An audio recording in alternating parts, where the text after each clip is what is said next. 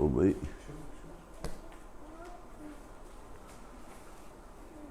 بسم اللہ الرحمن الرحیم۔ السلام علیکم ورحمۃ اللہ وبرکاتہ۔ سبحان اللہ وبحمدہ، سبحان اللہ العظیم، سبحان اللہ وبحمدہ، سبحان اللہ العظیم، سبحان اللہ وبحمدہ، سبحان اللہ العظیم۔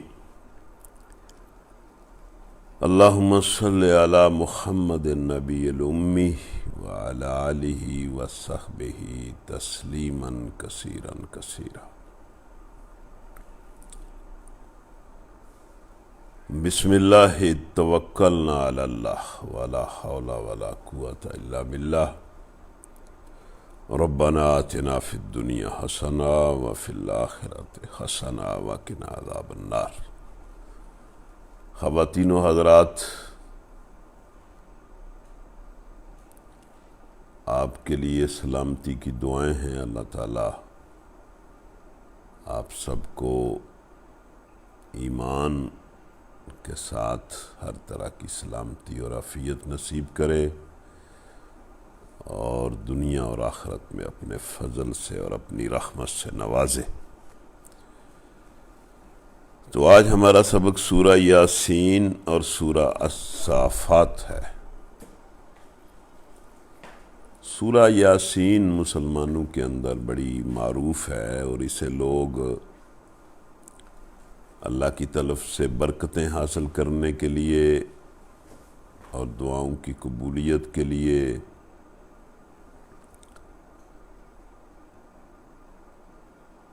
اور اپنے مصائب اور پریشانیوں کے مداوے کے لیے اس کی تلاوت مسلمان کرتے ہیں۔ اور یہ بھی تاریخ میں آتا ہے کہ جب نبی صلی اللہ علیہ وسلم کے گھر کو چاروں طرف سے مشرکین نے گھیر لیا اور نعوذ باللہ ان کے قتل کا ارادہ کیا، ان کو شہید کرنے کا ارادہ کیا، تو نبی صلی اللہ علیہ وسلم وہ سارے مشرک ننگی تلواروں کے ساتھ گھر کے گیٹ پر تھے۔ انہوں نے گھر کو گھیرا ہوا تھا، لیکن نبی صلی اللہ علیہ وسلم وہاں سے نکلے تو اس وقت نبی صلی اللہ علیہ وسلم سورہ یاسین پڑھ رہے تھے، سورہ یاسین پڑھتے ہوئے نکلے۔ اس سے بھی سورہ یاسین کی برکت اور فضیلت ہمیں پتہ چلتی ہے۔ ویسے بھی آپ جانتے ہیں کہ ایک حدیث میں نبی صلی اللہ علیہ وسلم نے اس کو قرآن کا دل کہا ہے، کہ سورہ یاسین قرآن کا دل ہے۔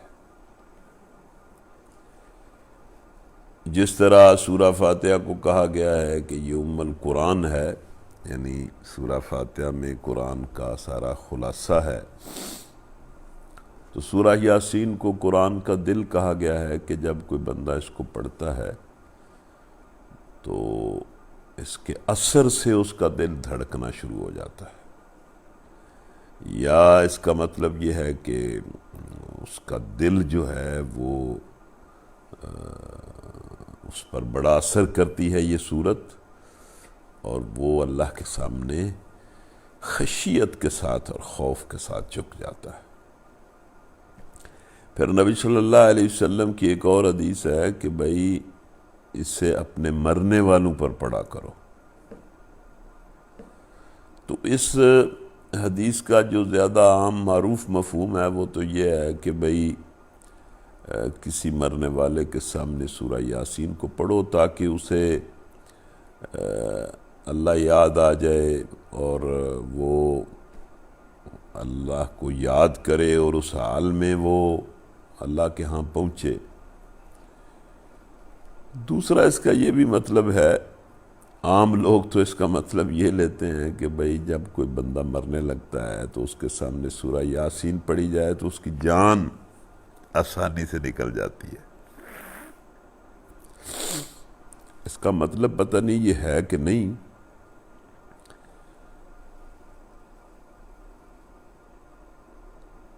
لیکن بہرحال انسان پر ایک وقت ایسا آ جاتا ہے کہ جس وقت اس کے ارد گرد اس کے لواحقین بھی یہ محسوس کرنے لگتے ہیں کہ اب اس کا یہ آخری وقت ہے، یہ اس کے بچنے کا تو کوئی امکان نہیں ہے، تو اب کوئی ایسی صورت ہو کہ اس کی جان آسانی سے نکل جائے۔ انسان کی کوئی نصیحت نہیں ہے، جب اس کے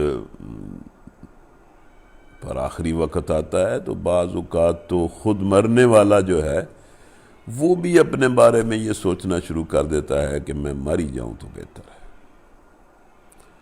اور اس کے بڑے پیارے جو اس کے عزیز رشتہ دار ہوتے ہیں وہ بھی بعض اوقات اس کیفیت میں چلے جاتے ہیں کہ اب تو ہمارے اس عزیز کا اللہ تعالیٰ کام تمام ہی کر دے تو اس بیچارے کی جان چھوٹ جائے۔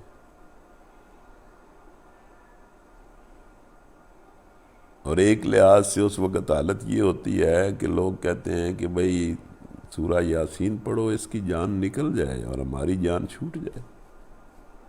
یہ حالات ہو جاتے ہیں۔ اللہ معاف کرے، اللہ پاک رحم کرے، مطلب اس دنیا سے بھی وہ اس حالت میں لے جائے کہ بندہ کسی کا محتاج نہ ہو، کسی کو مطلب کسی کے لیے فتنہ نہ بنے، بندہ کسی کے لیے آزمائش نہ بنے، اور عافیت کے ساتھ اچھے حالات میں عزت کے ساتھ ایمان کی بہترین حالت میں بندہ اس دنیا سے چلا جائے۔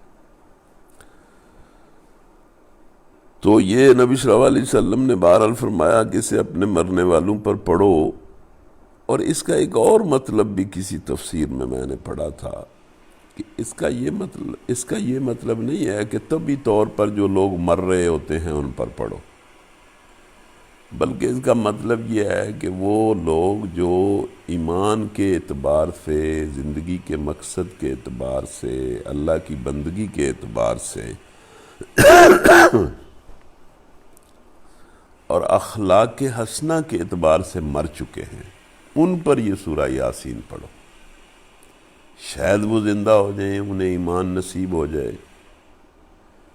اور یہ بات بھی ٹھیک ہو سکتی ہے، اس لیے کہ ایمان اور اللہ کی بندگی کے بغیر جو زندگی ہے اس کو خود قرآن نے موت کہا ہے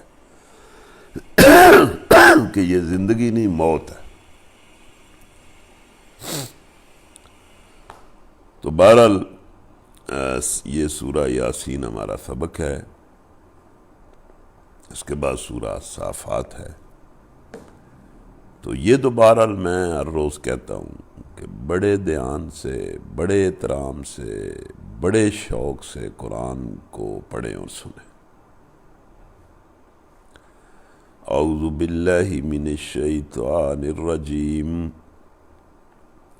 بسم اللہ الرحمن الرحیم، یاسین والقرآن الحکیم انک لمن المرسلین علی صراط مستقیم تنزیل العزیز الرحیم لتنذر قوما ما انذر آباؤہم فہم غافلون لقد حق القول على اکثرہم فہم لا یؤمنون انا جعلنا فی اعناقہم اغلالا فہی الی الاذقان فہم مقمحون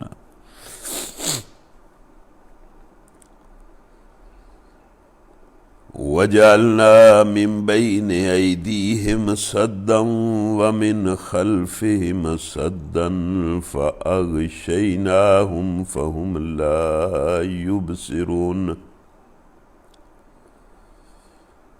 وسواء علیہم اانذرتہم ام لم تنذرہم لا یؤمنون انما تنذر من اتبع الذکر وخشی الرحمن بالغیب فبشرہ بمغفرۃ وأجر کریم انا نحن نحیی الموتى ونکتب ما قدموا وآثارهم وَكُلَّ شَيْءٍ أَحْصَيْنَاهُ فِي إِمَامٍ مُبِينٍ۔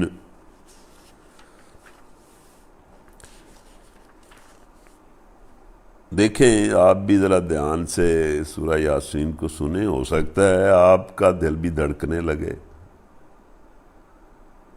اور آپ کے دل میں بھی اللہ اپنی رحمت کے ساتھ اپنی خشیت پیدا کرے اور آپ کو بھی اللہ کے سامنے جھکنا نصیب ہو۔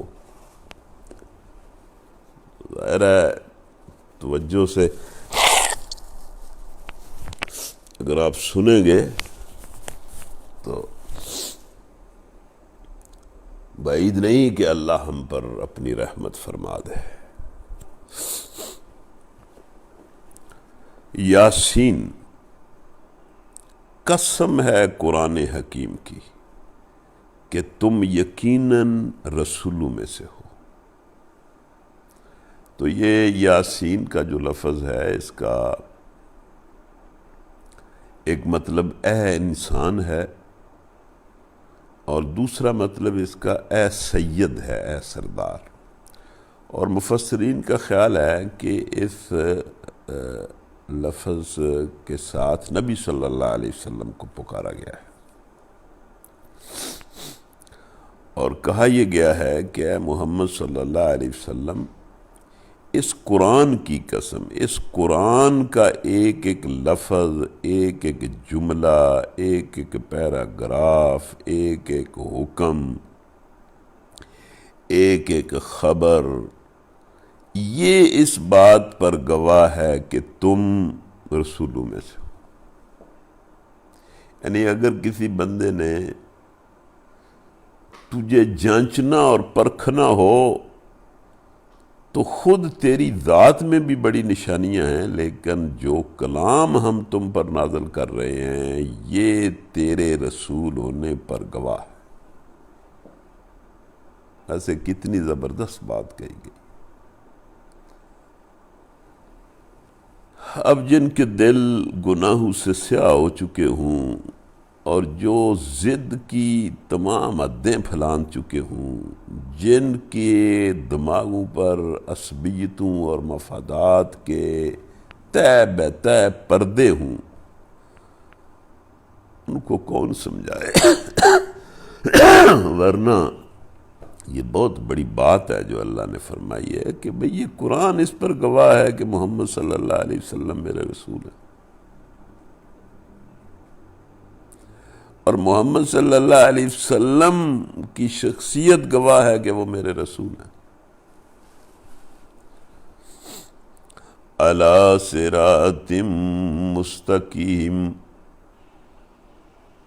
اور اے محمد تم بالکل سیدھے راستے پر ہو۔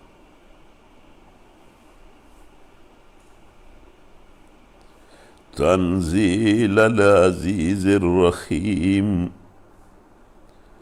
اور یہ جو قرآن ہے یہ غالب اور رحیم ہستی کا نازل کرتا ہے۔ یعنی اللہ تعالیٰ ہر شے پر غالب ہے اور وہ یہ قرآن نازل کر کے وہ اپنے بندوں کر رہا ہے اور تمہیں ہدایت کے لیے بندوں کی طرف بھیج کر یہ اللہ تعالیٰ بڑا رحم کر رہا ہے تاکہ تم خبردار کرو ایک ایسی قوم کو جس کے باپ دادا خبردار نہ کیے گئے تھے اور اس وجہ سے وہ غفلت میں پڑے ہوئے ہیں۔ اس کا مطلب یہ نہیں ہے کہ وہ خبردار بالکل نہیں کیے گئے، مطلب یہ کہ یہ قریب کے زمانے کے جو لوگ ہیں، پہلے بھی اس علاقے میں انبیاء تو آتے رہے اور ان کے نشانات اور تعلیمات اس وقت بھی موجود تھیں، لیکن ظاہر ہے کہ جب انبیاء کی تعلیمات کے اثرات ختم ہو جاتے ہیں یا ان کو لوگ گم کر بیٹھتے ہیں تو پھر اللہ تعالیٰ ایک اور نبی بھیج دیتا ہے۔ اب تو خیر نبی صلی اللہ علیہ وسلم آخری نبی ہیں، کبھی بھی یہ جو حق کی دعوت ہے یہ دنیا سے ختم نہیں ہوگی۔ قرآن اور سنت کو اللہ نے زندہ کر دیا ہے اور یہ زندہ ہی رہے گا۔ تو مطلب اس لیے نبی صلی اللہ علیہ وسلم کو کہا جا رہا ہے کہ ہم نے تمہیں قرآن بخشا، تم سیدھے راستے پر ہو، اور ہم نے ہی لوگوں پر رحم کرنے کے لیے یہ قرآن نازل کیا ہے تاکہ تم لوگوں کو خبردار کرو۔ ان میں سے اکثر لوگ فیصلہ عذاب کے مستحق ہو چکے ہیں، اس لیے وہ ایمان نہیں لاتے۔ یہ بندے کی انتہائی بدبختی ہے کہ کسی بندے کے سامنے حق پیش ہو اور وہ اس حق کے مقابلے میں سنجیدگی کا مظاہرہ کرنے کی بجائے وہ ضد کا، ہٹ درمی کا مظاہرہ کرے اور بار بار یہی مظاہرہ کرے، تو پھر اللہ تعالیٰ اس کے لیے گمراہی اور عذاب کا فیصلہ کر دیتا ہے۔ ظاہر ہے فیصلہ تو اسی نے کرنا ہے، گمراہی کا فیصلہ اللہ کر دیتا ہے، اور اس فیصلے کا یہاں اظہار ہو رہا ہے کہ بہت سارے لوگ ہیں جنہوں نے اپنے لیے گمراہی کا انتخاب کیا، ہم نے ان کو گمراہی کے لیے مطلب ان کے گمراہی ان کے مقدر میں کر دی، اور اب پھر ان پر ہمارا فیصلہ عذاب کا چسپاں ہو چکا ہے۔ وہ کیسے ایمان لائیں گے؟ ہم نے ان کی گردنوں میں توق ڈال دیے ہیں جن سے وہ ٹھوڑیوں تک جکڑے ہوئے ہیں، اس لیے کہ وہ سر اٹھائے کھڑے۔ مطلب یہ کہ ان کی جو ضد اور اٹھ درمی ہے اس کا توق ہے ان کی گردنوں میں، اور جو تکبر اور نخوت ہے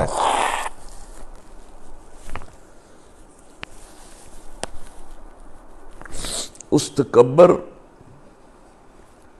اور نخوت کی وجہ سے ان کی گردنوں میں سریا ہے اور وہ کھڑے ہیں تکبر کے ساتھ۔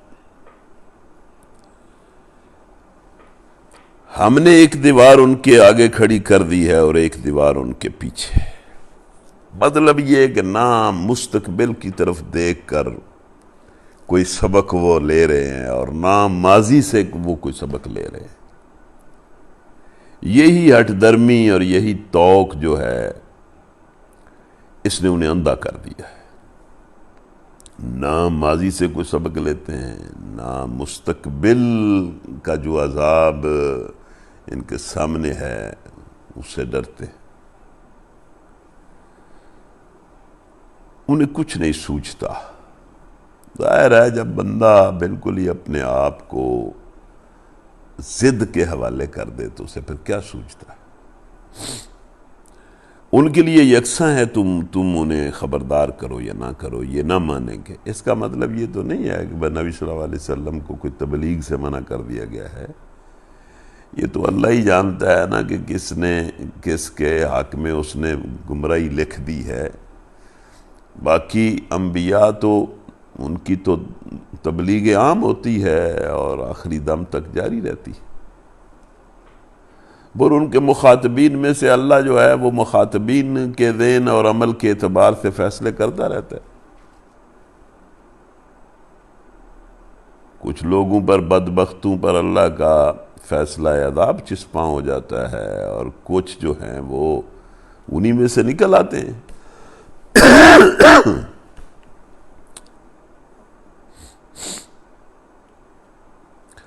تم تو اسی شخص کو خبردار کر سکتے ہو جو نصیحت سنے، پھر نصیحت کے پیچھے چلے اور اللہ سے ڈرے۔ ظاہر ہے جب نبی صلی اللہ علیہ وسلم جو ہیں وہ لوگوں کو سمجھاتے تھے تو ایسے بھی تو لوگ ہوتے تھے جو ان کی نصیحت پر کان دھرتے تھے اور جن کے اندر اللہ کا خوف پیدا ہوتا تھا۔ فَبَشِّرْهُ بِمَغْفِرَةٍ وَأَجْرٍ كَرِيمٍ، تو ایسا آدمی جو ہے اس کو اللہ فرما رہا ہے کہ بشارت دے دو مغفرت کی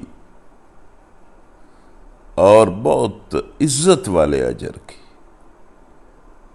یا اللہ ہم ایمان لاتے ہیں، ہمیں نیک عملی کی توفیق دے، اور یا اللہ ہماری مغفرت فرما اور ہمیں اپنی بشارتوں کا مصداق بنا۔ اہل ایمان کو جو جو بشارتیں تو نے دنیا میں دی ہیں ان کا بھی مصداق بنا، جو تو نے آخرت میں دی ہیں ان کا بھی مصداق بنا۔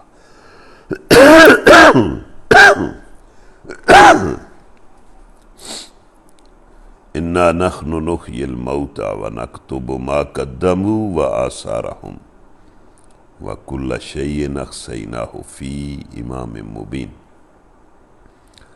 ہم یقیناً ایک روز مرنے والوں کو زندہ کریں گے۔ کوئی مرنے والا مستقل نہیں مرا ہوتا، ختم نہیں ہوتا، وہ ایک دوسری دنیا میں چلا جاتا ہے، اور وہ جو عالم برزخ ہے اس سے بھی ہم لوگوں کو اٹھائیں گے۔ جو افعال انہوں نے کیے ہیں وہ ہم لکھتے جا رہے ہیں، اور ان افعال کے جو اثرات انہوں نے پیچھے چھوڑے ہیں ان کو بھی لکھتے جا رہے ہیں۔ نیکی اور بدی کے اثرات بھی ہوتے ہیں جو بڑی طویل مدت تک چلتے رہتے ہیں۔ ہر چیز کو ہم نے ایک کھلی کتاب میں درج کر رکھا ہے۔ کہتے ہیں نا کہ جب یہ کتاب مجرمین کے سامنے آئے گی تو وہ حیران ہوں گے اس کتاب سے، اور اس کے اندرجات کو دیکھ دیکھ کر خوفزدہ ہو رہے ہوں گے کہ یہ کیسی کتاب ہے کہ اس نے ہمارے کسی عمل کو، چھوٹے بڑے عمل کو نہیں چھوڑا۔ وَاضْرِبْ لَهُم مَّثَلًا أَصْحَابَ الْقَرْيَةِ إِذْ جَاءَهَا الْمُرْسَلُونَ إِذْ أَرْسَلْنَا إِلَيْهِمُ اثْنَيْنِ فَكَذَّبُوهُمَا فَعَزَّزْنَا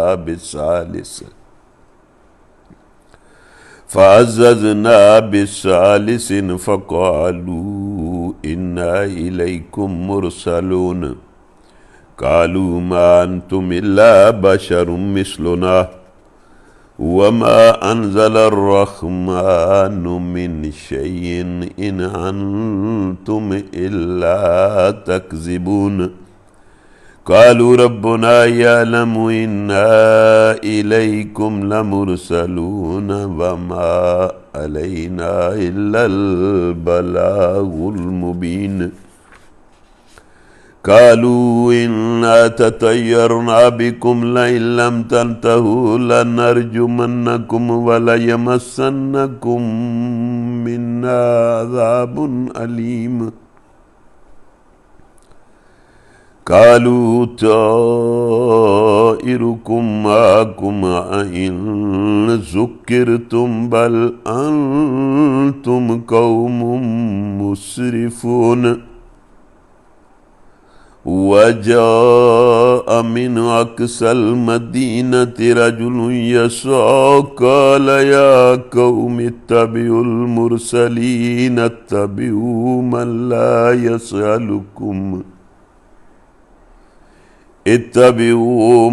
لَّا يَسْأَلُكُمْ أَجْرًا وَهُمْ مُهْتَدُونَ وَمَا لِيَ لَا أَعْبُدُ الَّذِي فَطَرَنِي وَإِلَيْهِ تُرْجَعُونَ أَأَتَّخِذُ مِن دُونِهِ آلِهَةً إِن يُرِدْنِ الرَّحْمَنُ بِضُرٍّ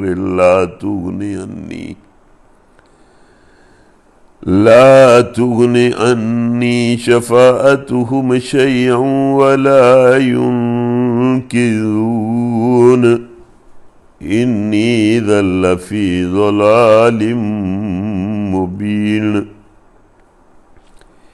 إني آمنت بربكم فاسمعون قيل ادخل الجنة قال يا ليت قومي يعلمون بما غفر لي ربي بما غفر لی ربی وجعلنی من المکرمین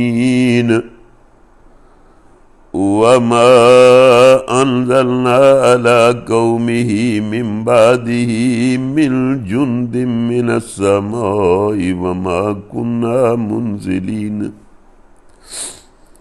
ان كانت الا صيحة واحدة فاذا هم خامدون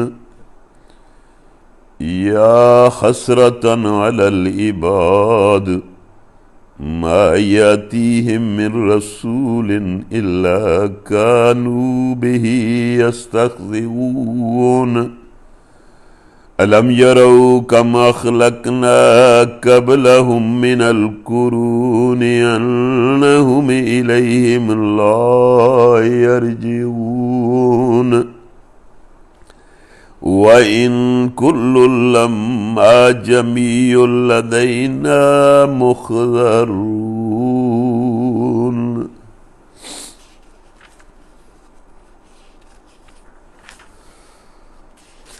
یہ افرقو میں آپ یوں سمجھیں، اللہ کرے آپ کا دھیان ادھر ہو، کہ اس میں ایک بستی والوں کی ایک کہانی، ایک واقعہ بیان ہوا ہے۔ ہمیں اس سے کوئی بحث نہیں، اللہ تعالیٰ نے بھی نہیں یہ نہیں بتایا کہ وہ کون سی بستی تھی اور کس زمانے کی بات ہے۔ اس نے بھی ایک بستی کا نام لیا ہے اور ایک کہانی اور ایک واقعہ بیان کیا ہے۔ اور مکہ کے لوگ بھی ظاہر ہے وہ بھی ایک بستی تھی، ان کو اللہ تعالیٰ نے ان بستی والوں کی کہانی سنائی اور انہیں نصیحت کی۔ ہماری بھی یہ بستی ہے، پاکستان ایک بستی ہے، اور ہم بھی اس کہانی کے ذریعے اللہ ہمیں مخاطب کر رہا ہے، اور یہ دنیا بھی ایک بستی ہے، سارے لوگ اس میں رہ رہے ہیں۔ اللہ سب کو اس بستی کی کہانی سناتا ہے کہ انہیں اس بستی والوں کا قصہ سناؤ، ان بستی والوں کی ہدایت کے لیے، انہیں صحیح حقیقت بتانے کے لیے، اسی طرح جس طرح ہم بستیوں میں رسول بھیجتے ہیں، ان کی طرف بھی ہم نے 2 رسول بھیجے۔ پہلے زمانے میں ایک وقت میں کئی رسول ہوتے تھے، جس طرح مطلب آپ یہ تو ہے بڑی معروف کہانی ہے کہ حضرت موسیٰ علیہ السلام بھی اللہ کے رسول تھے، اور ان کے ساتھ مددگار کے طور پر ہارون علیہ السلام بھی اللہ کے نبی تھے۔ تو اس بستی کی طرف بھی اللہ کہتا ہے کہ ہم نے 2 رسول بھیجے، پھر ہم نے ان 2 رسولوں کی مدد کے لیے ایک تیسرا رسول بھیجا۔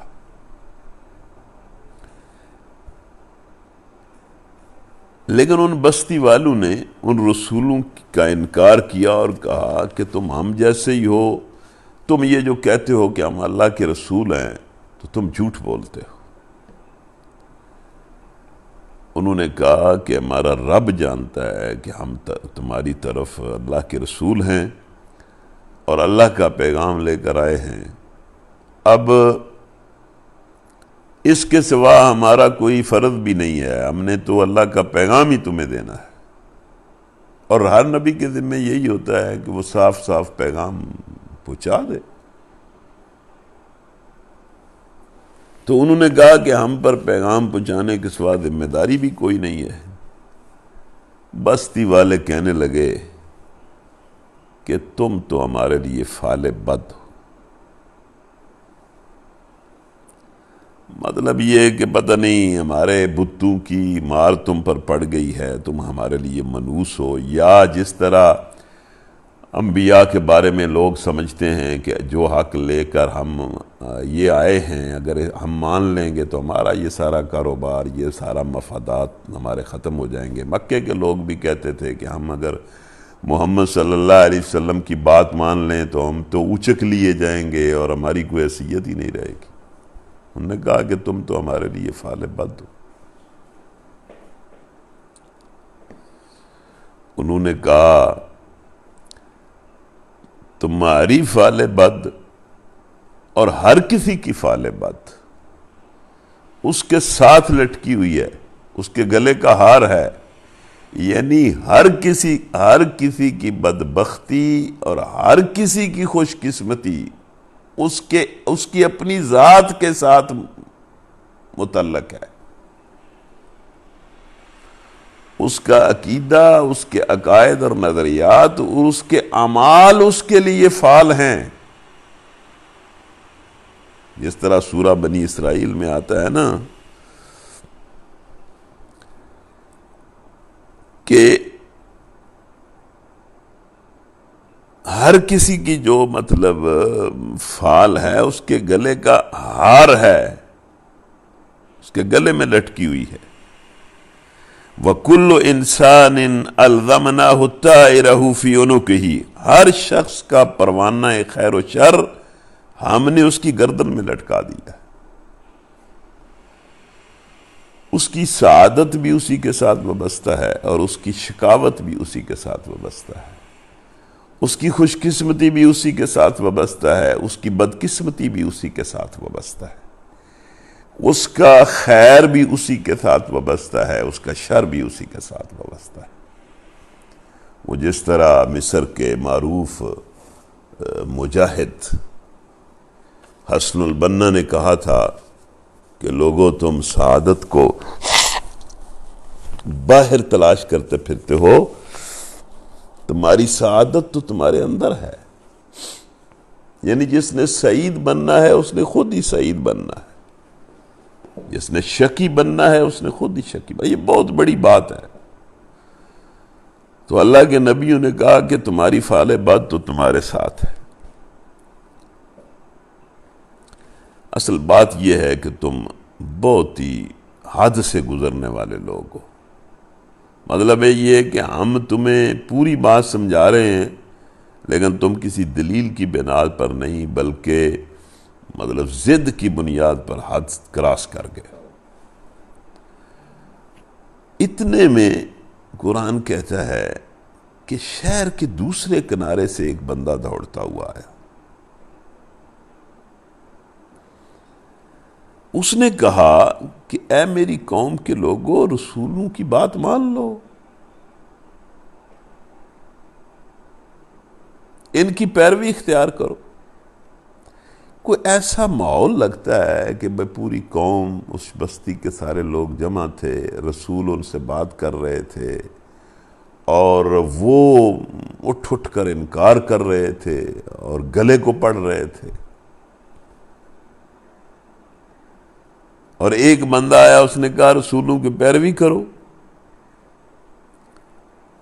اس لیے کہ دو باتیں ہیں، ایک تو یہ بالکل ٹھیک دعوت تمہیں دے رہے ہیں، دوسرا یہ عملاً بھی اس دعوت کی عملی تصویر ہے، اور تیسرا تم سے کوئی لالچ بھی نہیں رکھتے۔ یہی انبیاء کی صفت ہوتی کہ انبیاء کے قول و فعل میں تضاد کوئی نہیں ہوتا، اخلاقی اعتبار سے وہ بہت اعلیٰ مقام پر ہوتے ہیں۔ ان کے دشمن اور نہ ماننے والے بھی تسلیم کرتے ہیں کہ وہ صادق اور امین ہے، اور دوسرا وہ اللہ کی طرف سے مامور ہوتے ہیں اور لوگوں کو دعوت دیتے ہیں، اور اس دعوت کے کام میں وہ سخت مخالفت کو اور سخت مصائب کو بھگتتے ہیں، اور اس سے ان مخاطبین کی طرف سے ان کو کوئی لالچ بھی انہیں نہیں ہوتا۔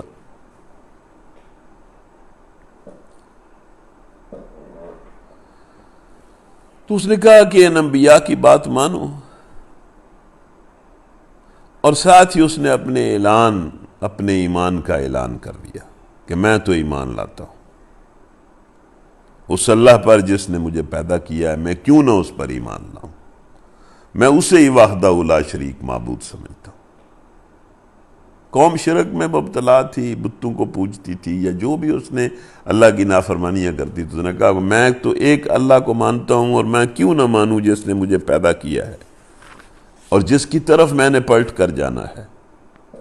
ہر کسی کو اسی نے پیدا کیا ہے، ہر کسی نے اسی کی طرف پلٹ کر جانا ہے؟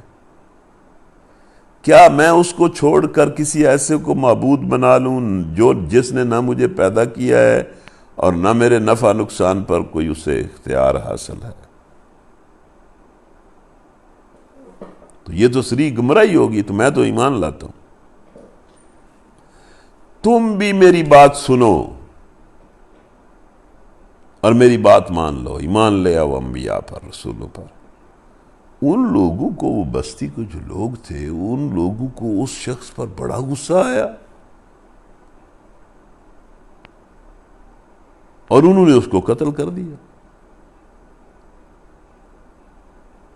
قرآن کے الفاظ بتاتے ہیں کہ وہ بندہ شہید ہوتے ہی جنت میں چلا گیا،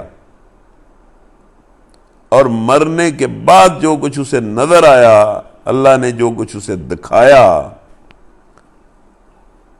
وہ وہاں پکار اٹھا اللہ کے پاس پہنچ کر کہ کاش میری قوم کو معلوم ہوتا کہ میرے رب نے کس چیز کی بدولت، یعنی اس ایمان کی بدولت میری مغفرت بھی فرما دی ہے اور مجھے باعزت لوگوں میں داخل کیا ہے. یعنی یہاں بھی وہ ایک تو یہ تسلیم کر رہا ہے کہ میں نے تو کوئی اتنی بڑی قربانی نہیں دی، لیکن اس کے بدلے میں جو اجر اللہ نے مجھے دیا ہے وہ کمال کا ہے. اور دوسرا، مر کر بھی وہ اپنی قوم کی خیر خواہی کر رہا ہے کہ کاش میری قوم کو پتہ چلے.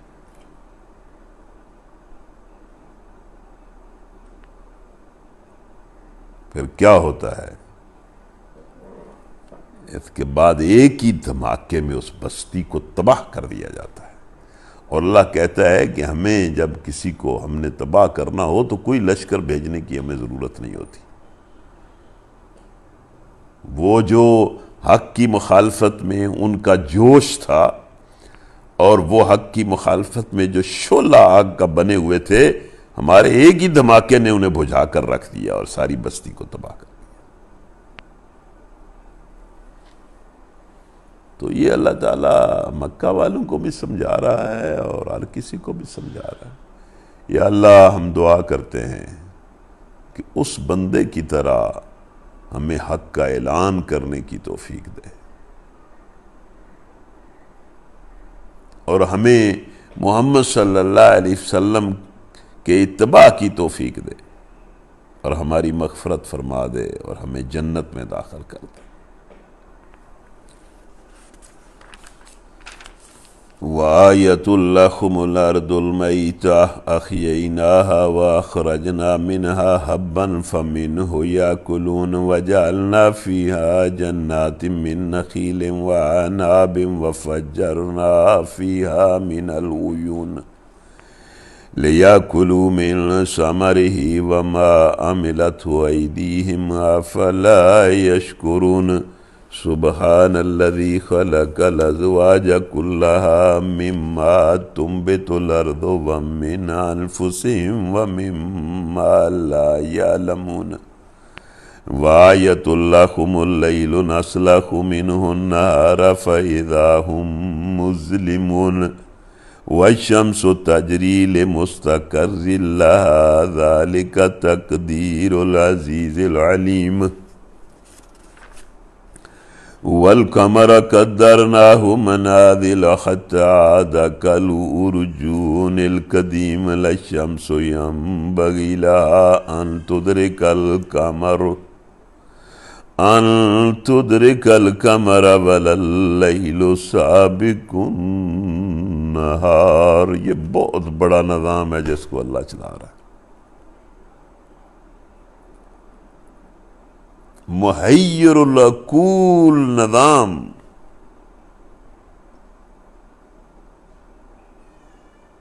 جس کی ایک ایک چیز توحید پر گواہ ہے اور آخرت پر گواہ ہے.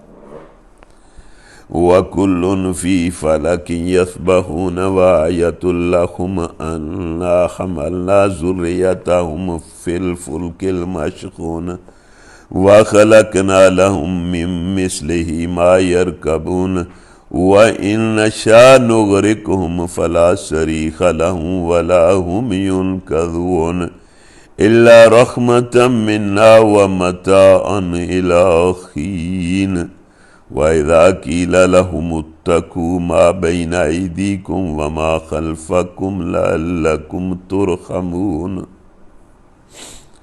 وما تأتيهم من آية من آيات ربهم إلا كانوا عنها معرضين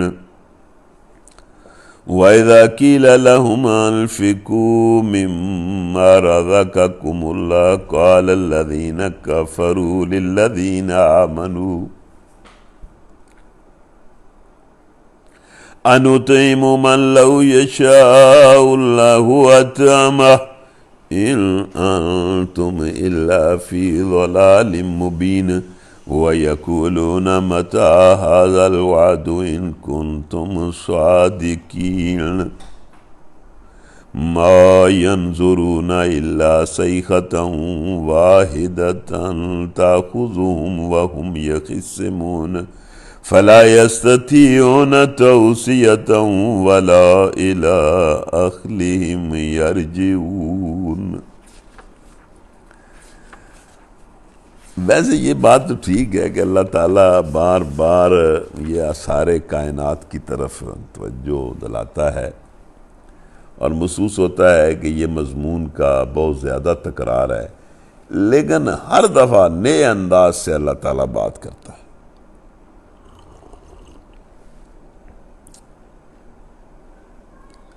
اور بہت مؤثر انداز میں بات کرتا ہے۔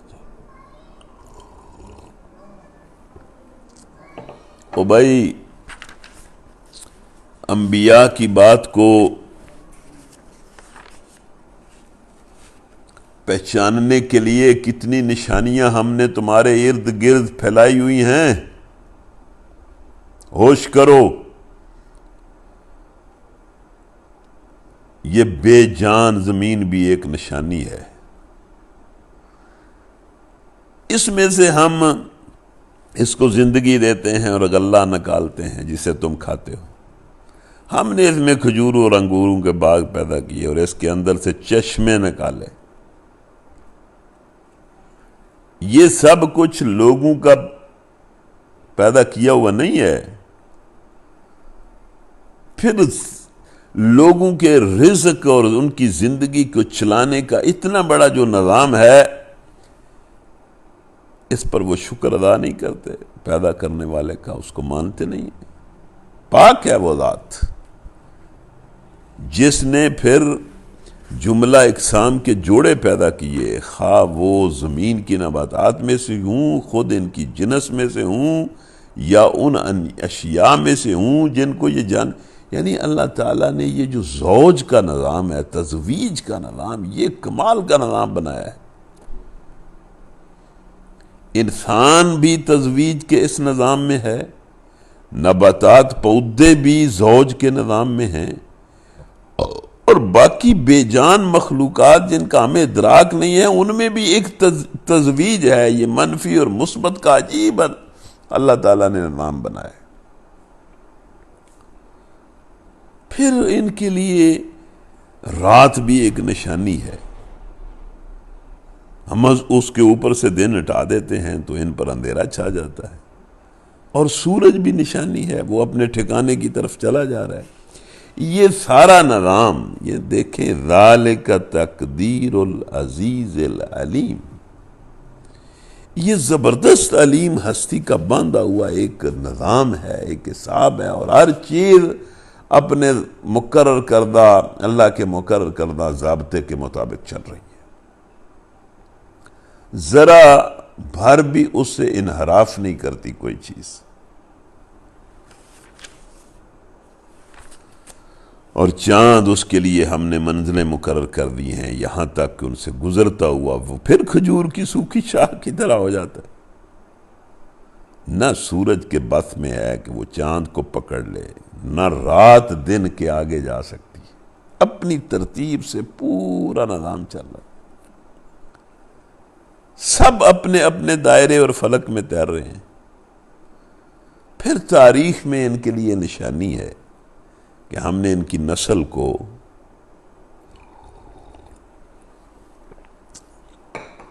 بھری ہوئی کشتی میں سوار کر دیا، یعنی نوح علیہ السلام کی جو کشتی ہے، اور اسی سے پھر ساری نسل انسان کو پھر دوبارہ سے جاری کیا۔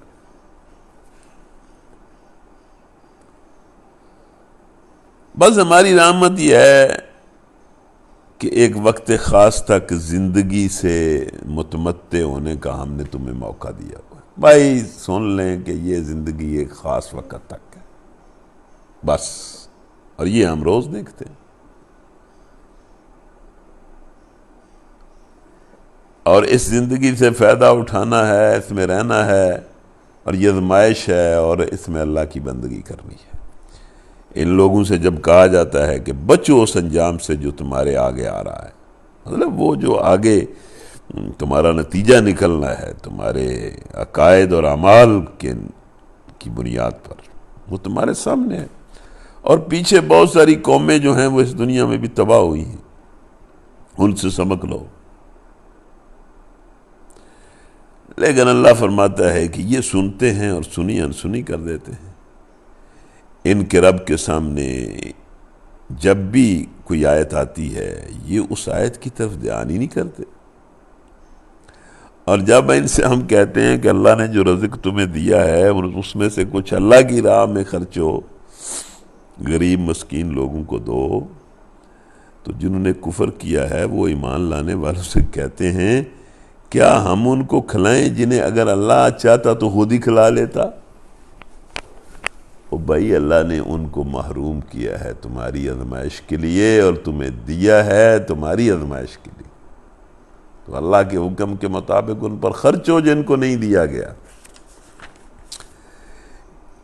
یہ لوگ کہتے ہیں کہ یہ قیامت کی دھمکی کب پوری ہوگی، بتاؤ اگر تم سچے ہو۔ دراصل یہ جس چیز کی راہ تک رہے ہیں وہ بس ایک دھماکہ ہے جو یکا یک انہیں عین اس حالت میں دھر لے گا جب یہ اپنے دنیاوی معاملات میں جھگڑا کر رہے ہوں گے۔ اس سے یہ اندازہ ہوتا ہے کہ دنیا میں بندے کے شغل تو بڑے ہیں، لیکن ایک شغل لوگوں کا یہ ہے کہ اپنے حقوق کے معاملے میں ایک دوسرے سے لڑتے رہتے ہیں، جائز اور ناجائز۔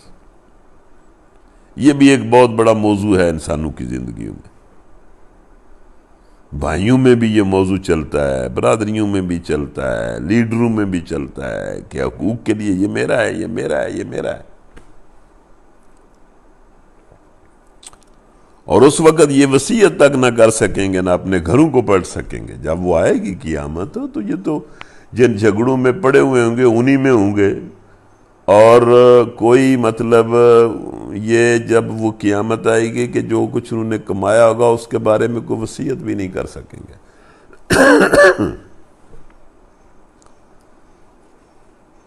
اور نہ یہ اپنے گھروں کو جا سکیں گے۔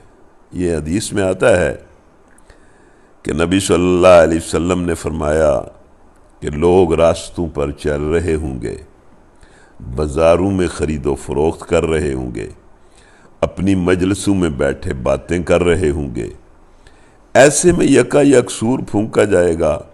کوئی کپڑا خرید رہا تھا تو ہاتھ سے کپڑا رکھنے کی نوبت نہیں آئے گی کہ ختم ہو جائے گا۔ کوئی اپنے جانوروں کو پانی پلانے کے لیے حوض بھرے گا اور ابھی پانی نہ پائے گا کہ قیامت برپا ہو جائے گی۔ کوئی کھانا کھانے بیٹھے گا اور لقمہ اٹھا کر منہ تک لے جانے کی بھی اسے مہلت نہ دی جائے گی، وہ آ جائے گی۔ اور اگلے رکوع میں پھر بتایا کہ وہ جب آئے گی تو کیا ہوگا۔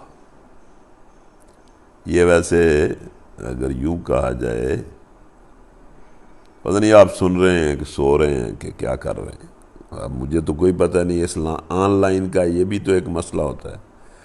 ویسے تو ہم جب پروگرام کرتے ہیں ہمارے سامنے سامعین بیٹھے ہوتے ہیں تو میں تو جو سو جائے اس کو اسی وقت جگا دیتا ہوں، اور ہم اس طرح لوگوں کو غیر متوجہ نہیں ہونے دیتے۔ لیکن اب آن لائن پروگرام ہے، آپ مجھے دیکھ رہے ہیں، میں تو آپ کو نہیں دیکھ رہا۔ تو بہرحال اگر یہ کہا جائے کہ سورہ یاسین قرآن کا دل ہے تو یہ بھی کہا جا سکتا ہے کہ یہ ابھی جو ہم رکوع پڑھنے لگے ہیں اس کا جو چوتھا رکوع ہے وہ سورہ یاسین کا دل ہے۔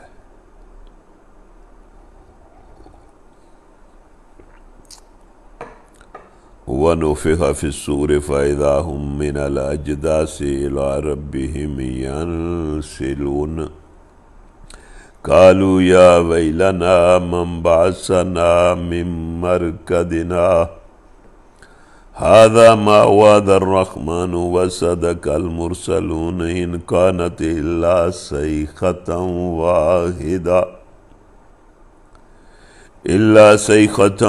واحدة فإذا هم جميع لدينا محضرون فاليوم لا تظلم نفس شيئا ولا تجزون إلا ما كنتم تعملون إن أصحاب الجنة اليوم في شغل فاكهون هم وأزواجهم في ظلال على الأرائك متكئون لهم فيها فاكهة ولهم ما يدعون سلام قولا من رب الرحیم۔ اللہم اجعلنا منہم۔ اہل جنت کا اللہ نے ذکر کیا ہے، یا اللہ ہم سب کو انہی لوگوں میں شامل کر، دنیا میں بھی اہل جنت میں شامل کر۔ ظاہر ہے دنیا میں اہل جنت کی زندگی مختلف ہوتی ہے، اور اللہ کو تو پتہ ہے کہ دنیا میں میرے یہ بندے جو ہیں یہ اہل جنت ہیں۔ یا اللہ ہمیں دنیا میں بھی اہل جنت میں شامل کر اور آخرت میں بھی جنت والوں میں شامل کر۔ وَامْتَازُوا الْيَوْمَ أَيُّهَا الْمُجْرِمُونَ أَلَمْ أَعْهَدْ إِلَيْكُمْ يَا بَنِي آدَمَ أَلَّا تَعْبُدُوا الشَّيْطَانَ إِنَّهُ لَكُمْ عَدُوٌّ مُّبِينٌ وَأَنِ اعْبُدُونِي هَٰذَا صِرَاطٌ مُّسْتَقِيمٌ وَلَقَدْ أَضَلَّ مِنكُمْ جِبِلًّا كَثِيرًا أَفَلَمْ تَكُونُوا تَعْقِلُونَ هَٰذِهِ جَهَنَّمُ الَّتِي كُنتُمْ تُوعَدُونَ اصلوها اليوم بما كنتم تكفرون اليوم نختم على أفواههم وتكلمنا أيديهم وتشهد أرجلهم بما كانوا يكسبون اللهم لا تجعلنا منهم۔ قیامت کے دن کیا ہوگا، آخرت میں کیا ہوگا، اس کے کئی مرحلے ہیں۔ پھر ایک ہی سور پھونکا جائے گا اور یکا یک یہ اپنے رب کے حضور پیش ہونے کے لیے اپنی قبروں سے نکل پڑیں گے، گھبرا کر کہیں گے ارے یہ کس نے ہماری خواب گاہ سے ہمیں اٹھا کھڑا کیا، لیکن فوراً پتہ چل جائے گا، یا فرشتے انہیں بتا دیں گے، یا اس پوری فضا سے یہ صدا بلند ہو جائے گی، کیوں یہ تو قیامت آ گئی جس کا وعدہ رحمان نے کیا تھا، اور رسولوں کی بات تو سچی تھی۔ جب وہ واقعہ ہو جائے گا تو پھر کسی نے کیا جھٹلانا ہے، پھر ہر کوئی پکار اٹھے گا، یا اللہ ہم گواہی دیتے ہیں کہ تیرا وعدہ قیامت و آخرت سچا ہے۔ یا اللہ ہمیں آخرت کی یاد نصیب فرما، اور آخرت کی یاد کے ذریعے دنیا اور آخرت کی بلائیاں عطا فرما۔ ایک ہی دور کی آواز ہوگی اور سب کے سب ہمارے سامنے حاضر کر دیے جائیں گے،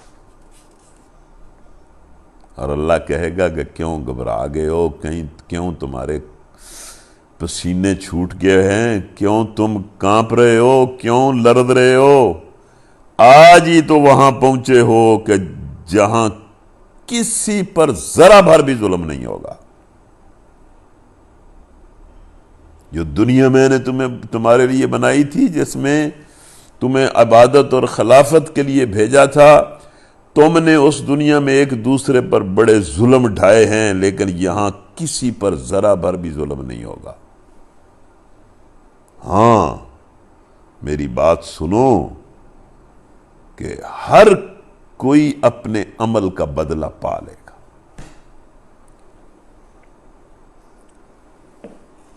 تمہیں ویسے ہی بدلہ دیا جائے گا جیسے عمل تم کرتے رہے تھے. تمہارے اعمال بھڑکتی ہوئی آگ بن کر تمہارے سامنے ہوں گے، تمہارے اعمال شاندار جنت اور باغات کی شکل میں تمہارے سامنے ہوں گے. جو کچھ کمائی کر کے آئے ہو وہ آج مل جائے گا. جنتی لوگ مزے کرنے میں مشغول ہوں گے، کوئی دیر نہیں لگے گی. حشر برپا کرتے ہی جنت کے گیٹ کھول دیں گے اور جنت میں پہنچا دیں گے. سارا کام آنن فانن ان کے لیے کر دیں گے. وہ اور ان کی بیویاں گھنے سایوں میں مسندوں پر تکیے لگائے ہوئے ہر قسم کی لذیذ چیزیں کھانے پینے کو ان کے لیے وہاں موجود ہوں گی. جو کچھ جنتی طلب کریں گے ہم انہیں دے دیں گے، اور یہ صرف جنتی ہی کے لیے ہے. اس دنیا میں بڑے بڑے بادشاہ جو کچھ چاہتے ہیں انہیں نہیں ملتا، لیکن وہاں جنتی کے لیے ہر وہ کچھ ہوگا جس کو وہ طلب کرے گا. اور رب رحیم کی طرف سے ان کو سلام کہا گیا ہے. سلام قولا من رب الرحیم، سلام قولا من رب الرحیم، سلام قولا من رب الرحیم.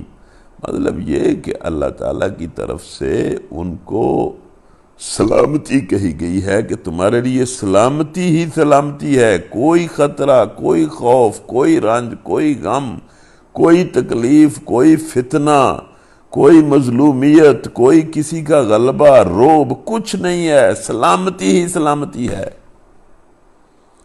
یا اللہ ہمیں دنیا اور آخرت میں اپنی طرف سے سلامتی نصیب فرما. یا اللہ ایمان اور تقوی دے، سلامتی اور برکت دے، اپنی رضا اور جنت دے.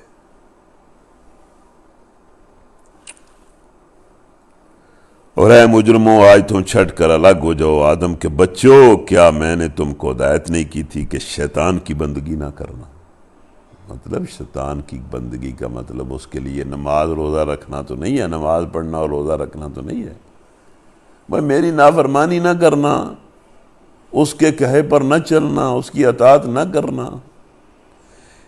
اللہ کو چھوڑ کر جس کی اطاعت کی جاتی ہے وہ اس کی بندگی ہوتی ہے. اور بدترین معبود انسان کی خواہشات ہیں جن کی وہ بندگی کرتا ہے، جن کے پیچھے چلتا ہے، اور جن خواہشات کے لیے وہ اللہ کے راستے کو چھوڑتا ہے.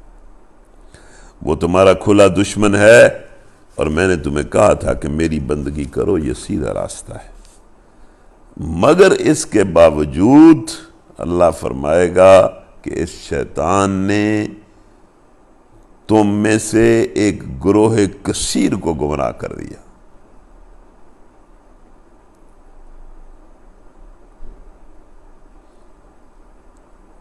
حالانکہ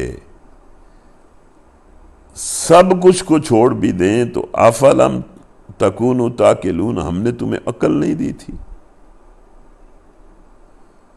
یعنی اس میں بڑی ایک عجیب بات ہے کہ اللہ کی نافرمانی کا کوئی کام ایسا نہیں ہے جس کی تصدیق انسان کی عقل کرتی ہو، اور اللہ کی فرمانبرداری کا کوئی کام ایسا نہیں ہے جس کی تصدیق اور تائید عقل نہ کرتی ہو.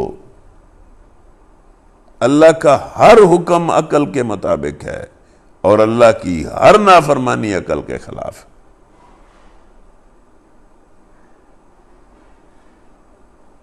اسی لیے نبی صلی اللہ علیہ وسلم نے فرمایا کہ میرے دین کی اصل عقل ہے، اساس عقل ہے. اچھا جی، یہ کتنی بڑی بات ہے کہ اللہ کے دین کے احکام میں سے کوئی حکم انسانی عقل کے خلاف نہیں ہے. اللہ فرمائے گا افلم تکونوا تعقلون. اور پھر اس عقل پر مزید ہم نے رسول بھیجے، کتابیں نازل کیں، تمہیں طرح طرح سے سمجھایا، تم نہیں سمجھے. اب ھذہ جہنم التی کنتم توعدون اصلوها اليوم بما کنتم تکفرون، یہ وہی جہنم ہے جس سے تم کو ڈرایا جاتا رہا تھا، جو کفر تم نے دنیا میں کیا اس کی پتاش میں اس جہنم میں چلے جاؤ۔ استغفر اللہ، استغفر اللہ، اللہم اجرنا من النار، اللہم اجرنا من النار، اللہم اجرنا من النار۔ اور وہاں ان کے جرم کو ثابت کرنے کے لیے اللہ فرماتا ہے کہ آج ہم ان کے منہ بند کیے دیتے ہیں، ان کے ہاتھ اور پاؤں ہم سے بولیں گے کہ یہ دنیا میں کیا کمائی کرتے ہیں، ان کا اپنا وجود ان کے خلاف گواہی دے گا۔ وَلَوْ نَشَاءُ لَطَمَسْنَا عَلَىٰ أَعْيُنِهِمْ فَاسْتَبَقُوا الصِّرَاطَ فَأَنَّىٰ يُبْصِرُونَ وَلَوْ نَشَاءُ لَمَسَخْنَاهُمْ عَلَىٰ مَكَانَتِهِمْ فَمَا اسْتَطَاعُوا مُضِيًّا وَلَا يَرْجِعُونَ۔ وہ تو خیر آخرت ہے نا۔ اللہ فرماتا ہے کہ اس دنیا میں بھی ہمیں ان کے وجود پر پورا اختیار ہے، ان کے عضو پر۔ ہم چاہیں تو ان کی آنکھیں موند دیں اور پھر یہ دیکھ نہ سکیں، ہم چاہیں تو انہیں ان کی جگہ پر مسخ کر دیں، ان پر فالج گرا دیں، برین ہیمرج کا شکار انہیں کر دیں، یہ وہیں پر ڈھیر ہو جائے، ہل ہی نہ سکیں۔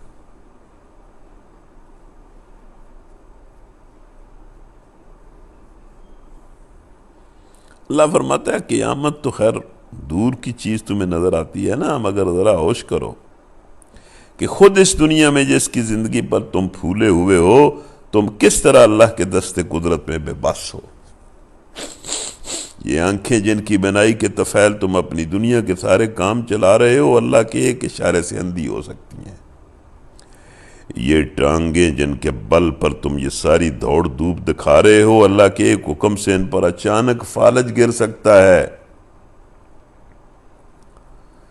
جب تک اللہ کی دی ہوئی طاقتیں کام کرتی رہتی ہیں، تم اپنی خودی کے ذام میں مدہوش رہتے ہو، مگر جب ان میں سے کوئی ایک طاقت بھی جواب دے جاتی ہے تو تمہیں پھر معلوم ہوتا ہے کہ تمہاری بساط کیا ہے۔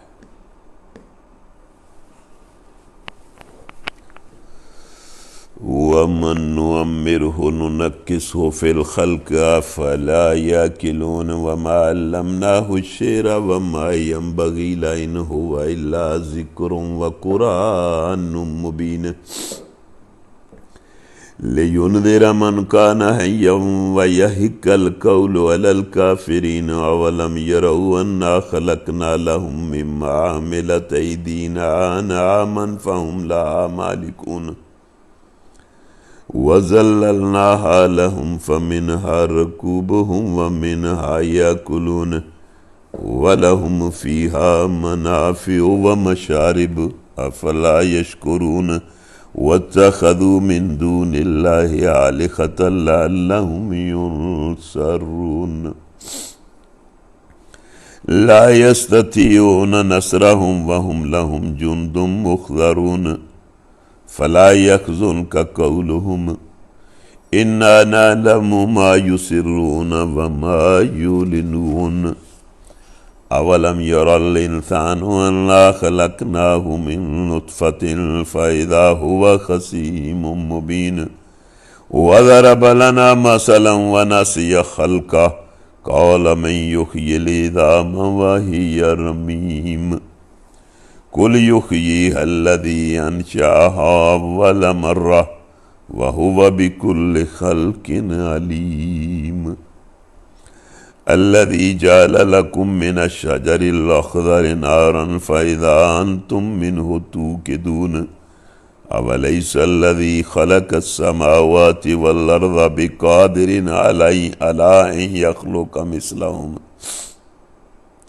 بَلَىٰ وَهُوَ الْخَلَّاقُ الْعَلِيمُ إِنَّمَا أَمْرُهُ إِذَا أَرَادَ شَيْئًا أَن يَقُولَ لَهُ كُن فَيَكُونُ فَسُبْحَانَ الَّذِي بِيَدِهِ مَلَكُوتُ كُلِّ شَيْءٍ وَإِلَيْهِ تُرْجَعُونَ۔ ہم بہت اچھا کر رہے ہیں، اللہ تعالی ہمیں اس کی توفیق دے۔ تو یہ آپ دیکھ رہے ہیں کہ سورہ یاسین کے 5 رکوع ہیں، اور ان کو ہم نے 1 گھنٹے میں تقریباً ہم مکمل کر رہے ہیں۔ تو 5 رکوع مزید ہم نے آگے پڑھنے ہیں، اسی لیے میں تو کہتا ہوں کہ 2 گھنٹے ہی مناسب وقت ہے، لیکن بہرحال پھر یہ پریشر ہوتا ہے آپ کا مجھ پر، اور پھر میں اس کو جلدی جلدی ختم کرنے کی کوشش کرتا ہوں۔ یہ آخری رکوع ہے سورہ یاسین کا، جس میں اللہ تعالیٰ نے پھر اپنی قدرتوں کی طرف اشارے کیے ہیں کہ ایک تو میری قدرت خود اپنے اندر دیکھ لو کہ جس کو ہم بڑھاپا دیتے ہیں اس کی ساخت کو بدل دیتے ہیں، وہ بچوں جیسی حرکتیں شروع کر دیتا ہے،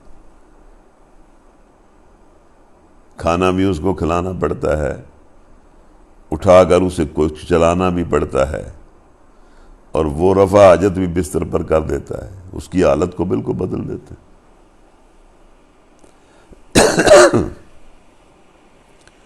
اسی طرح اللہ تعالیٰ باقی اپنی قدرتیں بیان کرتا ہے، اور آخر میں کہتا ہے کہ ہم اس پر پوری طرح قادر ہیں کہ تمہیں دوبارہ پیدا کر دیں، اور ہم تخلیق کی پوری تخلیق کا پورا اختیار اور پورا فن اور علم ہمارے پاس ہے۔ اور پھر اللہ آخر میں فرماتا ہے کہ اللہ تو جب کسی چیز کا ارادہ کرتا ہے تو اس کا کام بس اتنا ہی ہوتا ہے کہ اسے حکم دے کہ ہو جا، اور وہ ہو جاتی ہے۔ یا اللہ تو اپنے اختیار کن سے بہت کچھ کرتا ہے، ہم تسلیم کرتے ہیں۔ ایک اختیار کن ہمارے لیے بھی استعمال کر کے ہماری اچھی دعاؤں پر کن کہہ دے۔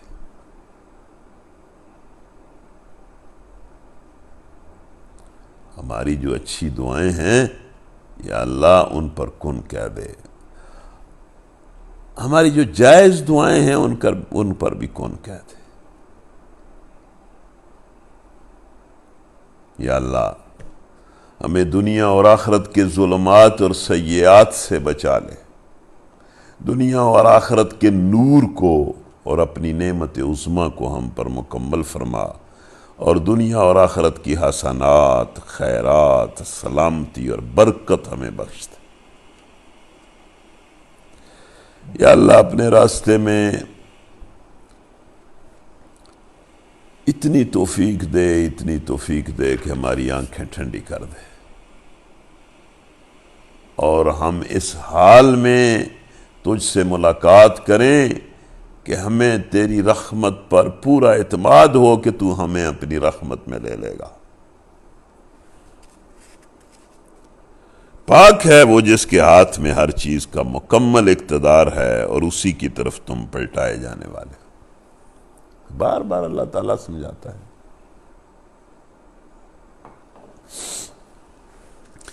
اس کے بعد سورہ الصافات ہے۔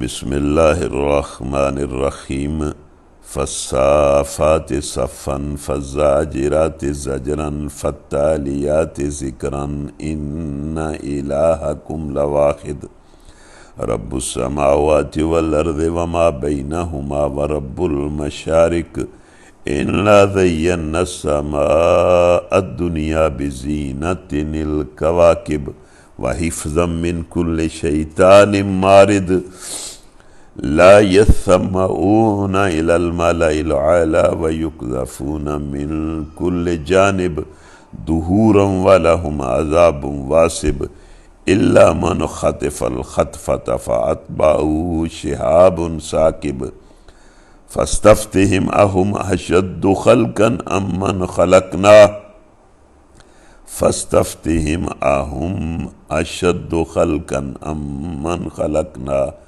انا خلقناهم من طین لازب بل عجبت ویسخرون واذا ذکروا لا یذکرون واذا رأوا آیة یستسخرون وقالوا ان هذا الا سحر مبین اذا متنا وكنا ترابا واذا من انا لمبعوثون آباؤنا الاولون قل نعم وانتم داخرون فانما هي زجرة واحدة فاذا هم ينظرون وقالوا يا ويلنا هذا يوم الدين هذا يوم الفصل الذي كنتم به تكذبون۔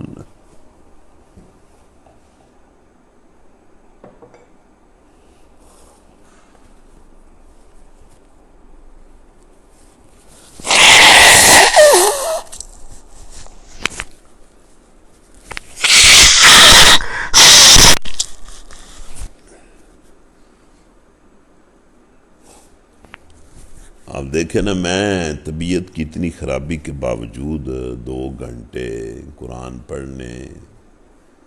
پڑھانا میں نے کیا ہے، میں تو آپ کو بس یہ تو ہماری خود قسمتی ہے کہ بہرحال میں آپ کے سامنے پڑھ رہا ہوں، تو آپ طبیعت کے ٹھیک ہونے کے باوجود بھاگتے ہیں یا بھاگنا چاہتے ہیں۔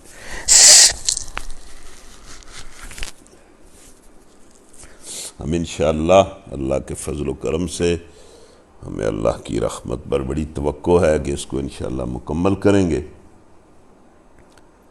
آپ اس میں شوق کا مظاہرہ کریں، شوق سے بڑھ کر مطلب آپ اس کو سمجھیں اور اس کے سامنے جھک جائیں، چھوڑیں یہ سارا چکر ہی ہے۔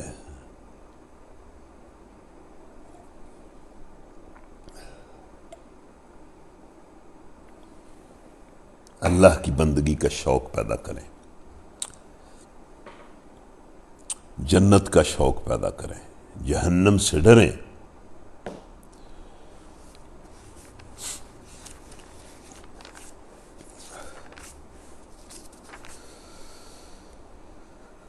قسم ہے قطار در قطار باندھنے والوں کی،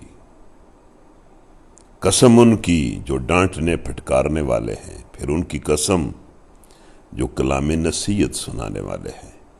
تمہارا معبود ایک ہی ہے، یہ فرشتوں کی قسم ہے جو اس سلطنت کا نظام بھی چلا رہے ہیں اور جن کے ذریعے مختلف طریقوں سے انسان کو وہ نصیحت بھی کرتے ہیں اور انسان کو وہ پھٹکار بھی کرتے ہیں۔ ظاہر ہے فرشتوں کے ذمے اللہ تعالیٰ نے بہت ساری چیزیں لائی ہوئی ہیں جو وہ محسوس اور غیر محسوس انداز سے کر رہے ہیں۔ جبرائیل امین ہمارے لیے پیغام لے کے آتے ہیں، اور بھی فرشتے دلوں کے اندر جب کوئی بندہ برائی کرتا ہے تو بڑے عجب طریقے سے اس کے اندر مطلب ضمیر کے ذریعے اس کو ڈانٹتے ہیں، اس پر ایسے خیالات القاء کرتے ہیں کہ یہ کیا کر رہے ہو، اور جو اللہ کے راستے میں چلتا ہے عجیب طریقے سے اس کے مددگار ہوتے ہیں۔ وہ جو زمین اور آسمانوں کا اور تمام ان چیزوں کا مالک ہے جو زمین اور آسمان میں ہیں، اور سارے مشرقوں کا مالک وہی ہے۔ ہم نے آسمان دنیا کو تاروں کی زینت سے آراستہ کیا ہے اور شیطان سرکس سے اس کو محفوظ کر دیا ہے۔ یہ اس وقت کے لوگوں کے یہ بھی نظریات تھے کہ جو کاہن ہیں وہ اوپر جاتے ہیں اور اوپر سے جا کر وہ خبریں لے کے آتے ہیں، اور وہ کاہنوں نے بھی نمونہ بنایا ہوا تھا کہ وہ لوگوں کو غیب کی خبریں سناتے تھے۔ اللہ کہتا ہے غیب کی خبریں کون لے سکتا ہے اور کون سنا سکتا ہے؟ یہ شیاطین مالا اعلیٰ کی باتیں نہیں سن سکتے، ہر طرف سے مارے اور آنکے جاتے ہیں اور ان کے لیے پہم عذاب ہے۔ تاہم اگر کوئی ان میں سے کچھ لے اڑے تو ایک تیز شعلہ اس کا پیچھا کرتا ہے۔ ہو سکتا ہے اللہ تعالیٰ نے جنوں کو کوئی اس طرح کے اختیارات دیے ہوں کہ وہ اس طرح کو سنگن لینے کی کوشش کرتے ہوں اللہ تعالیٰ کی اس سلطنت میں، عالم بالا کی۔ پھر ان سے پوچھو ان کی پیدائش زیادہ مشکل ہے یا ان چیزوں کی جو ہم نے پیدا کر رکھی ہیں؟ اللہ بے شمار چیزیں اللہ نے پیدا کر رکھی ہیں۔ انسان کا پیدا کرنا کیا اس کے لیے مشکل ہے، دوبارہ پیدا کرنا کیا مشکل ہے؟ ان کو تو ہم نے لیس دار گارے سے پیدا کیا ہے۔ تم اللہ کی قدرتوں پر حیران ہو اور یہ اس کا مذاق اڑا رہے ہیں۔ سمجھایا جاتا ہے تو سمجھ کر نہیں دیتے، کوئی نشانی دیکھتے ہیں تو ٹھٹا اڑاتے ہیں۔ اور کہتے ہیں یہ جادو ہے، اور پھر کہتے ہیں ہم جب مر چکے ہوں گے تو مٹی بن جائیں گے اور ہڈیوں کا پنجر رہ جائیں گے تو پھر زندہ کیے جائیں گے۔ بھائی کیوں نہیں تم زندہ کیے جاؤ گے؟ اللہ رب العالمین کی اتنی بڑی بڑی قدرتیں دیکھنے کے بعد تمہیں ہوش نہیں آتا کہ تمہیں زندہ کرنا کون سا کام ہے؟ اور کیا ہمارے اگلے وقتوں کے آباء و اجداد بھی اٹھائے جائیں گے؟ کیوں نہیں اٹھائے جائیں گے؟ ان سے کہو ہاں، اور تم خدا کے مقابلے میں بالکل بے بس ہو۔ بس ایک ہی جھڑکی ہوگی اور یکا یک یہ اپنی آنکھوں سے وہ سب کچھ دیکھ رہے ہوں گے، سارا کچھ ان کے سامنے ہوگا۔ اس وقت یہ کہیں گے کہ ہائے ہماری کم بختی، یہ تو یوم الجزا ہے۔ کوئی یہ بھی کہے گا کہ واہ ہماری خوش قسمتی، یہ تو یوم الجزا ہے۔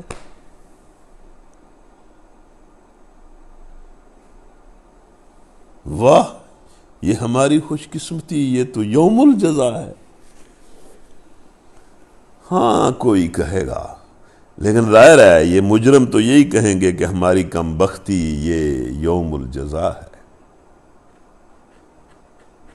اچھا جی، اس جہان کا ہماری آنکھوں کے سامنے ہونا اس جہان کے ہونے کی بہت بڑی دلیل ہے۔ خود ہمارا وجود، ہمارے اندر جو اخلاقی حص ہے اور ہمارے اعمال یہ تقاضا کرتے ہیں کہ وہ ہو۔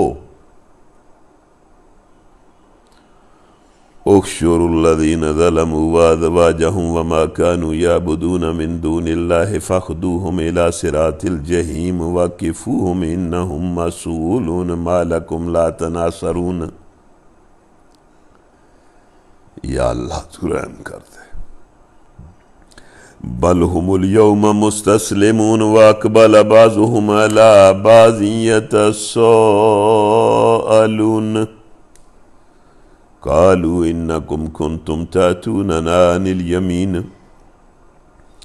قالوا بل لم تکونوا مؤمنین وما کان لنا علیکم من سلطان بل کنتم قوما طاغین فحق علینا قول ربنا انا لذائقون فاغویناکم انا کنا غاوین فَإِنَّهُمْ يَوْمَئِذٍ فِي الْعَذَابِ مُشْتَرِكُونَ۔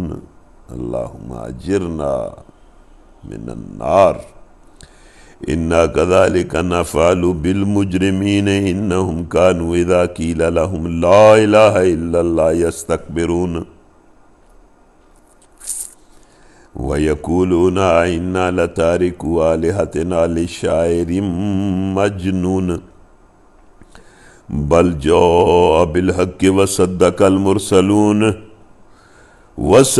المرسلین انکم لذائق العذاب العلیم وما تجزون الا ما کنتم تعملون الا عباد اللہ المخلصین اولئک لهم رزق معلوم فواکہ وہم مکرمون فی جنات النعیم علی سرر متقابلین یطاف علیہم بکاس من معین بیضاء لذۃ للشاربین لا فیہا غول ولا هم عنہا ینزفون وعندهم قاصرات الطرف عین کأنہن بیض مکنون فَأَقْبَلَ بَعْضُهُمْ عَلَى بَعْضٍ يَتَسَاءَلُونَ قَالَ قَائِلٌ مِّنْهُمْ إِنِّي كَانَ لِي قَرِينٌ يَقُولُ أَإِنَّكَ لَمِنَ الْمُصَدِّقِينَ أَإِذَا مِتْنَا وَكُنَّا تُرَابًا وَعِظَامًا أَإِنَّا لَمَدِينُونَ قَالَ هَلْ أَنْتُمْ مُطَّلِعُونَ فَاطَّلَعَ فَرَآهُ فِي سَوَاءِ الْجَحِيمِ قَالَ تَاللَّهِ إِنْ كِدتَّ لَتُرْدِينِ وَلَوْلَا نِعْمَةُ رَبِّي لَكُنْتُ مِنَ الْمُخْضَرِينَ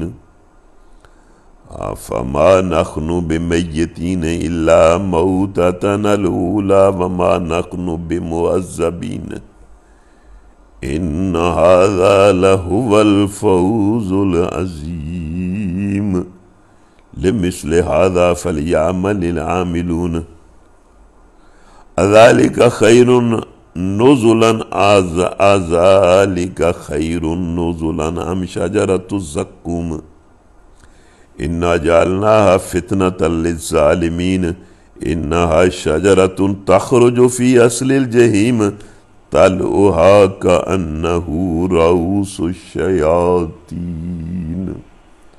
فإنهم لآكلون منها فمالئون منها البطون ثم إن لهم عليها لشوبا من حميم ثم إن مرجعهم لإلى الجحيم انہم الفوا آباءہم ضالین فہم علی آثارہم یہرعون وَلَقَدْ ضَلَّ قَبْلَهُمْ أَكْثَرُ الْأَوَّلِينَ وَلَقَدْ أَرْسَلْنَا فِيهِمْ مُنذِرِينَ فَانظُرْ كَيْفَ كَانَ عَاقِبَةُ الْمُنذَرِينَ إِلَّا عِبَادَ اللَّهِ الْمُخْلَصِينَ۔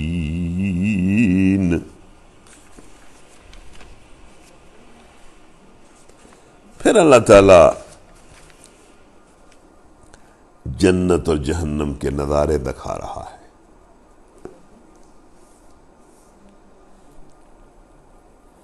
حکم ہوگا گھیر لاؤ سب ظالموں اور ان کے ساتھیوں اور ان معبودوں کو، خواہ وہ پتھروں کی شکل میں ہیں یا انسانوں اور جنوں کی شکل میں ہیں، ان معبودوں کو بھی گھیر لاؤ جن کی وہ خدا کو چھوڑ کر بندگی کرتے تھے، مطلب اطاعت کرتے تھے۔ پھر ان سب کو جہنم کا راستہ دکھاؤ، کیونکہ یہی ان کا راستہ ہے، انہیں تو اپنے ہی راستے پر جانا ہے، ان کی منزل جہنم ہی ہے، اس کا راستہ انہیں دکھاؤ اور ذرا انہیں ٹھہراؤ، ان سے کچھ پوچھنا ہے۔ کیا ہو گیا تمہیں؟ اللہ کے کرندے پوچھیں گے یا اللہ خود پوچھے گا کہ کیا ہو گیا تمہیں؟ جہنم میں جانے والوں کو اللہ پوچھے گا اب تم ایک دوسرے کی مدد کیوں نہیں کرتے؟ ارے آج تو یہ اپنے آپ کو حوالے کیے دے رہے ہیں، ہر دیکھنے والا کہے گا کہ کمال ہے، آج تو ان کی ہر اکڑ ختم ہو گئی ہے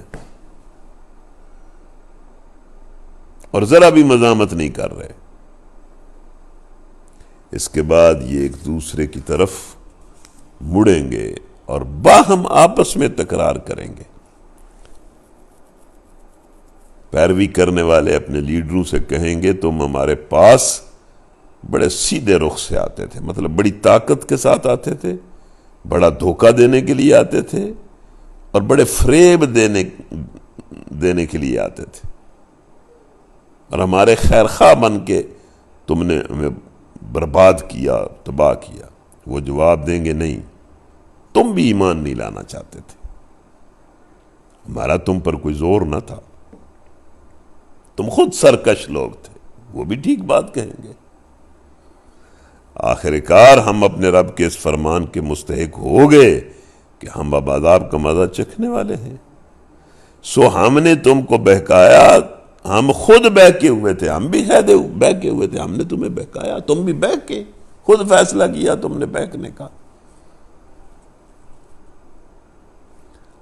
تم تو ہماری دعوت پر، وہ پیشواؤں نے کہیں گے، تم نے ہماری دعوت پر اس طرح لبیک کہی جس طرح مدعی سست اور گواہ چست ہوتا ہے۔ تم نے تو ہماری گمراہی میں بڑھ بڑھ کر ہمارا ساتھ دیا۔ اس طرح وہ سب اس روز عذاب میں اکٹھے ہوں گے۔ ہم مجرموں کے ساتھ یہی کچھ کیا کرتے ہیں۔ یہ وہ لوگ تھے کہ جب ان سے کہا جاتا اللہ کے سوا کوئی معبود حق نہیں ہے تو یہ گھمنڈ میں آ جاتے تھے اور کہتے تھے کیا ہم ایک شاعر مجنون کی خاطر اپنے معبودوں کو چھوڑ دیں، حالانکہ وہ حق لے کر آیا تھا اور اس نے رسولوں کی تصدیق کی تھی۔ یا اللہ ہم گواہی دیتے ہیں کہ تیرے سوا کوئی معبود نہیں، نشہد واللہ الہ الا اللہ، نشہد ان لا الہ الا انت یا ربی یا رب العالمین، ہم کسی طرح بھی تیرے ساتھ کسی کو شریک نہیں کرتے، یہ گواہی ہماری طرف سے لکھ لے، ہمیں معاف کر دے اور ہم پر اپنی رحمت اور فضل فرما دے۔ اب ان سے کہا جائے گا کہ تم لازماً دردناک سزا کا مزہ چکھنے والے ہو، اور تمہیں جو بدلہ بھی دیا جا رہا ہے انہی اعمال کا دیا جا رہا ہے جو تم کر کے آئے۔ کتنی سیدھی سیدھی، اب اس طرح کے جملوں کی کیا وضاحت کی کیا ضرورت ہے؟ مگر اللہ کے چیدہ بندے اس انجام بد سے محفوظ ہوں گے۔ اللہ ہمیں ان میں شامل کرے۔ ان کے لیے جانا بوجھا رزق ہوگا، مطلب ان کو جو رزق دیا جائے گا ہم اس کا تعارف انہیں کروا رہے ہیں۔ ہر طرح کی لذیذ چیزیں، نعمت بری جنتیں جن کو وہ عزت کے ساتھ استعمال کریں گے، تختوں پر آمنے سامنے بیٹھیں گے، پاکیزہ شراب کے چشموں سے ساغر بھر بھر ان کے درمیان پھیلائے جائیں گے، چمکتی ہوئی پاکیزہ شراب جو پینے والوں کے لیے لذت ہوگی، اور ان کے جسم کو اس سے کوئی ضرر نہ ہوگا، اور نہ ان کی عقل خراب ہوگی، اور ان کے پاس نگاہیں بچانے والی خوبصورت ان کی ساتھی عورتیں ہوں گی، ایسی نازک جیسے انڈے کے چھلکے کے نیچے چھپی ہوئی جھلی۔ پھر وہ ایک دوسرے کی طرف متوجہ ہو کر حالات پوچھیں گے۔ ان جنتیوں میں سے ایک کہے گا، یار دنیا میں میرا ایک ہم نشیں تھا، وہ اکٹھے ہم رہتے تھے، وہ مجھ سے بڑا کہا کرتا تھا کیا تم بھی ایمان لانے والوں میں ہو؟ کیا واقعی جب ہم مر چکے ہوں گے اور مٹی ہو جائیں گے اور ہڈیاں بن جائیں گے، پنجر بن جائیں گے، تو ہمیں جزا و سزا دی جائے گی دوبارہ اٹھا کے؟ تم بھی مانتے ہو اس کو؟ اب کیا آپ لوگ دیکھنا چاہتے ہیں کہ وہ صاحب اب کہاں ہیں؟ یہ کہہ کر جوں ہی وہ جنتی سر جھکائے گا تو اپنے اس جانشین کو جہنم میں دیکھ لے گا، اور اس سے کہے گا، اللہ کی قسم تو مجھے تباہ کر دینے والا تھا، میرے رب کا فضل شامل حال نہ ہوتا تو آج میں بھی ان لوگوں میں ہوتا جو پکڑے ہوئے آئے ہیں۔ پھر خود ہی کہے گا، واہ اب ہمیں موت بھی نہیں آئے گی، جوانی تھی آ چکی۔ یقیناً یہی عظیم الشان کامیابی ہے۔ ایسی ہی کامیابی کے لیے عمل کرنے والوں کو عمل کرنا چاہیے۔ یہ آپ سن رہے ہیں جملہ کہ بھائی یہ جو دنیا میں آپ نے اہداف مقرر کر رکھے ہیں کہ یہ کرنا ہے، یہ کرنا ہے، یہ کرنا ہے، اور ساری دوڑ دھوپ دنیا کے ان اہداف کو پورا کرنے میں لگا رہے ہیں،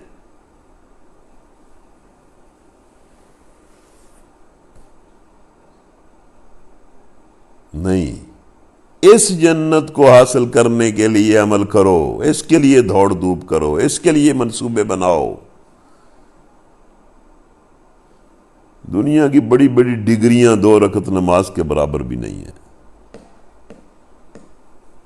اور یہ سارا دنیا کا مال و متاع جنت کے ایک نظارے کے برابر بھی نہیں ہے۔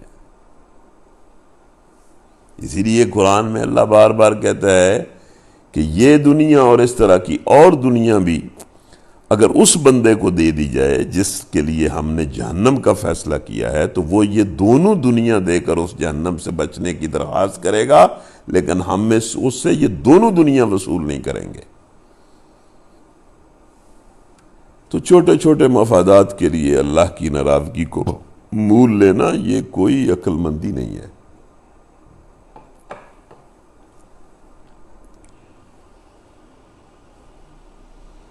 بولو یہ ضیافت اچھی ہے یا زقوم کا درخت؟ ہم نے اس درخت کو ظالموں کے لیے فتنہ بنا دیا ہے۔ وہ ایک درخت ہے جو جہنم کی تہہ سے نکلتا ہے، اس کے شگوفے شیطانوں کے سر کی طرح ہیں۔ جہنم کے لوگ اس درخت کا پھل کھائیں گے اور اس سے پیٹ بھریں گے، پھر اس پر پینے کے لیے ان کو گرم کھولتا ہوا پانی ملے گا، اور اس کے بعد ان کی واپسی اسی دوزخ کی آگ کی طرف ہوگی۔ پتہ نہیں کیسا درخت ہوگا، وہ دوڑ دوڑ کر اس درخت کا پھل کھانے کے لیے آئیں گے جو ان کا منہ چھیل دے گا، اور پھر واپس آگ کی طرف بھاگیں گے۔ یہ وہ لوگ ہیں جنہوں نے اپنے باپ دادا کو گمراہ پایا اور انہی کے نقش قدم پر چلے۔ حالانکہ ان سے پہلے بہت سے لوگ گمراہ ہو چکے تھے اور ان میں ہم نے تنبیہ کرنے والے رسول بھی بھیجے تھے۔ اب دیکھ لو کہ ان تنبیہ کیے جانے والوں کا کیا انجام ہوا۔ اس بد انجامی سے بس اللہ کے وہی بندے بچے ہیں جنہیں اس نے اپنے لیے خالص کر لیا ہے، یا اللہ ہمیں بھی اپنے لیے خالص کر لے، آمین۔ اللہم اجعلنا من عبادک المخلصین، اللہم اجعلنا من عبادک المخلصین، اللہم اجعلنا من عبادک المخلصین۔ وَلَقَدْ نَادَانَا نُوحٌ فَلَنِعْمَ الْمُجِيبُونَ وَنَجَّيْنَاهُ وَأَهْلَهُ مِنَ الْكَرْبِ الْعَظِيمِ وَجَعَلْنَا ذُرِّيَّتَهُ هُمُ الْبَاقِينَ وَتَرَكْنَا عَلَيْهِ فِي الْآخِرِينَ سَلَامٌ عَلَى نُوحٍ فِي الْعَالَمِينَ إِنَّا كَذَلِكَ نَجْزِي الْمُحْسِنِينَ إِنَّهُ مِنْ عِبَادِنَا الْمُؤْمِنِينَ ثُمَّ أَغْرَقْنَا الْآخَرِينَ وَإِنَّ مِنْ شِيَّتِهِ لَإِبْرَاهِيمَ۔ اللہ اپنے بندوں کا ذکر کرتا ہے۔ اذ جاء ربہ بقلب سلیم اذ قال لأبیہ وقومہ ماذا تعبدون ائفکا آلہۃ دون اللہ تریدون فما ظنکم برب العالمین فنظر نظرۃ فی النجوم فقال انی سقیم فتولوا عنہ مدبرین فراغ إلى آلهتهم فقال لا تأكلون ما لكم لا تنطقون فراغ عليهم ضربا باليمين۔ ابراہیم علیہ السلام کا یہ کمال ہے کہ اس وقت کے جو خدا تھے ان کے بھی خدا انہوں نے دائیں ہاتھ سے توڑ دیے، تنے تنہا توڑ دیے۔ فَأَقْبَلُوا إِلَيْهِ يَذِفُّونَ قَالَ أَتَعْبُدُونَ مَا تَنْحِتُونَ وَاللَّهُ خَلَقَكُمْ وَمَا تَعْمَلُونَ قَالُوا ابْنُوا لَهُ بُنْيَانًا فَأَلْقُوهُ فِي الْجَحِيمِ فَأَرَادُوا بِهِ كَيْدًا فَجَعَلْنَاهُمُ الْأَسْفَلِينَ وَقَالَ إِنِّي ذَاهِبٌ إِلَى رَبِّي سَيَهْدِينِ رَبِّ هَبْ لِي مِنَ الصَّالِحِينَ فَبَشَّرْنَاهُ بِغُلَامٍ حَلِيمٍ فلما بلغ معه السعي قال يا بني إني أرى في المنام أني أذبحك فانظر ماذا ترى قال يا أبت افعل ما تؤمر ستجدني إن شاء الله من الصابرين فلما أسلما وتله للجبين وناديناه أن يا إبراهيم قد صدقت الرؤيا إنا كذلك نجزي المحسنين إن هذا لهو البلاء المبين وفديناه بذبح عظيم وتركنا عليه في الآخرين سلام على إبراهيم كذلك نجزي المحسنين إنه من عبادنا المؤمنين وبشرناه بإسحاق نبيا من الصالحين وباركنا عليه وعلى إسحاق ومن ذريتهما محسن وظالم لنفسه مبين۔ تو یہ قدر طویل رکوع ہے، اس کا خلاصہ آپ سن لیں۔ اللہ تعالیٰ نے اس میں دو انبیاء کا ذکر کیا ہے، نوح علیہ السلام کا اور ابراہیم علیہ السلام کا۔ نوح علیہ السلام کے بارے میں اللہ نے کہا کہ ہم نے اس کی سن لی اور اس کو اس تکلیف سے نجات دے دی، اور اس کو نہ ماننے والے سب کو غرق کر دیا، اور اسے بچا لیا اور اس کی نسل کو باقی رکھا۔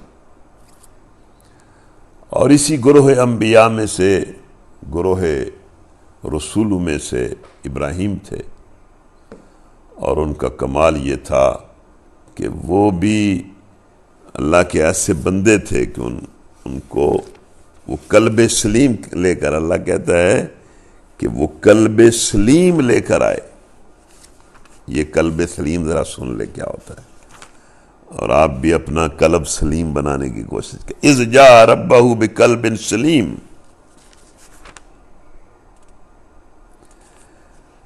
رب کے حضور آنے سے مراد اس کی طرف رجوع کرنا ہے، یعنی اس کا اذ جاء ربہ بقلب سلیم، ابراہیم اپنے رب کے حضور قلب سلیم لے کر آیا۔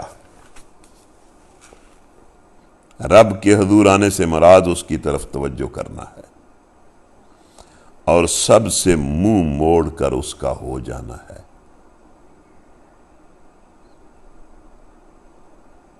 آئیں مل کر اللہ کی طرف رجوع کریں اور سب کچھ سے اپنے ذہن کو ہٹا لیں اور اس کے ہو جائیں، اس کے حکم کے پابند ہو جائیں۔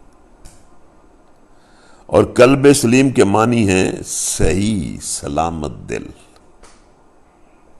یعنی ایسا دل جو تمام اعتقادی اور اخلاقی خرابیوں سے پاک ہو،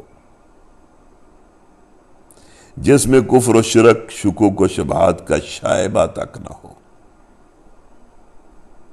جس میں نافرمانی اور سرکشی کا کوئی جذبہ نہ ہو، جس میں کوئی ایچ پیچ اور الجھاؤ نہ ہو، جو ہر قسم کے برے میلانات اور ناپاک خواہشات سے بالکل صاف ہو، جس کے اندر کسی کے لیے بغض و حسد یا بدخواہی کا شائبہ تک نہ ہو، جس کی نیت میں کوئی کھوٹ نہ۔ یہ ہے قلب سلیم۔ یہ حضرت ابراہیم علیہ السلام کا دل ہے۔ یا اللہ ہمیں بھی ایسا ہی دل عطا فرما۔ پھر ابراہیم علیہ السلام کے بارے میں کہا کہ انہوں نے ان کے خدا توڑ دیے اور انہوں نے ان کے لیے آگ جلائی اور ہم نے اس آگ سے انہیں بچا لیا۔ پھر ابراہیم کمال کے بندے تھے کہ ہم نے بڑھاپے میں ان کو بیٹا دیا۔ جب وہ بیٹا 12-13 سال کا ہوا اور اس قابل ہوا کہ باپ کے کام میں اس کا ہاتھ بٹائے، تو ہم نے ابراہیم کو خواب دکھایا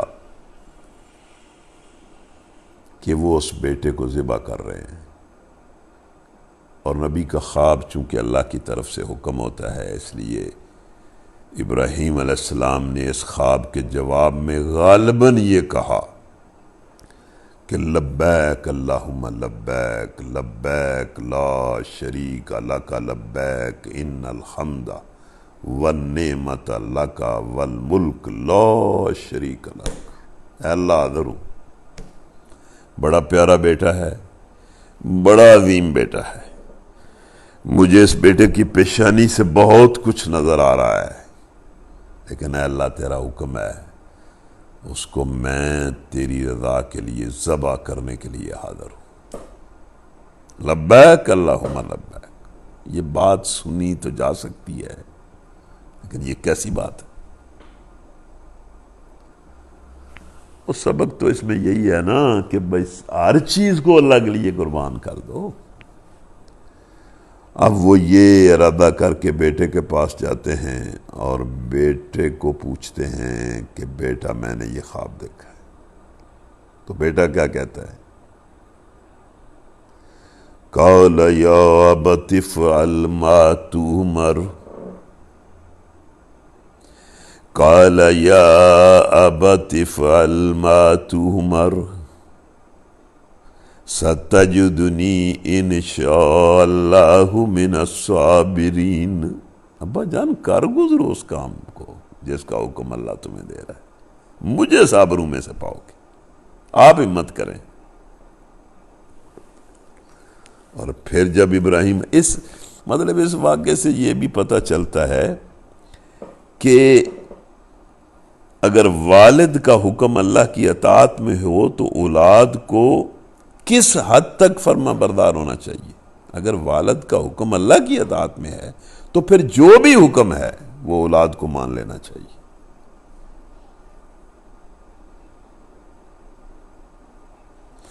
اور سہل بیٹا وہی ہے جو اللہ کے لیے اللہ کی راہ میں اپنے سالے باپ کا مددگار ہو۔ پھر ابراہیم علیہ السلام نے اس کو زمین پر لٹایا، اندھے منہ، اور خنجر چلایا۔ خنجر چل رہا تھا اور ابراہیم نے جب پٹی کھولی آنکھوں سے تو دیکھا کہ ایک مینڈا ذبح ہو گیا ہے اور اسماعیل ساتھ کھڑے ہیں۔ اللہ نے کہا تیری خواب قبول، تیری قربانی قبول، ہم تیرے اس عمل کو قیامت تک کے لیے صالحین میں زندہ رکھیں گے، اور وہ تیرے عمل سے جانور ذبح کر کے اللہ کے راستے میں قربانی دینے کے جذبات پیدا کرتے رہیں گے۔ پھر اللہ کہتا ہے ہم نے اس کو اسماعیل دیا تھا، پھر اسحاق دیا، پھر اس کی نسل بڑی چلائی، اس کی نسل سے ہزاروں انبیاء پیدا کیے۔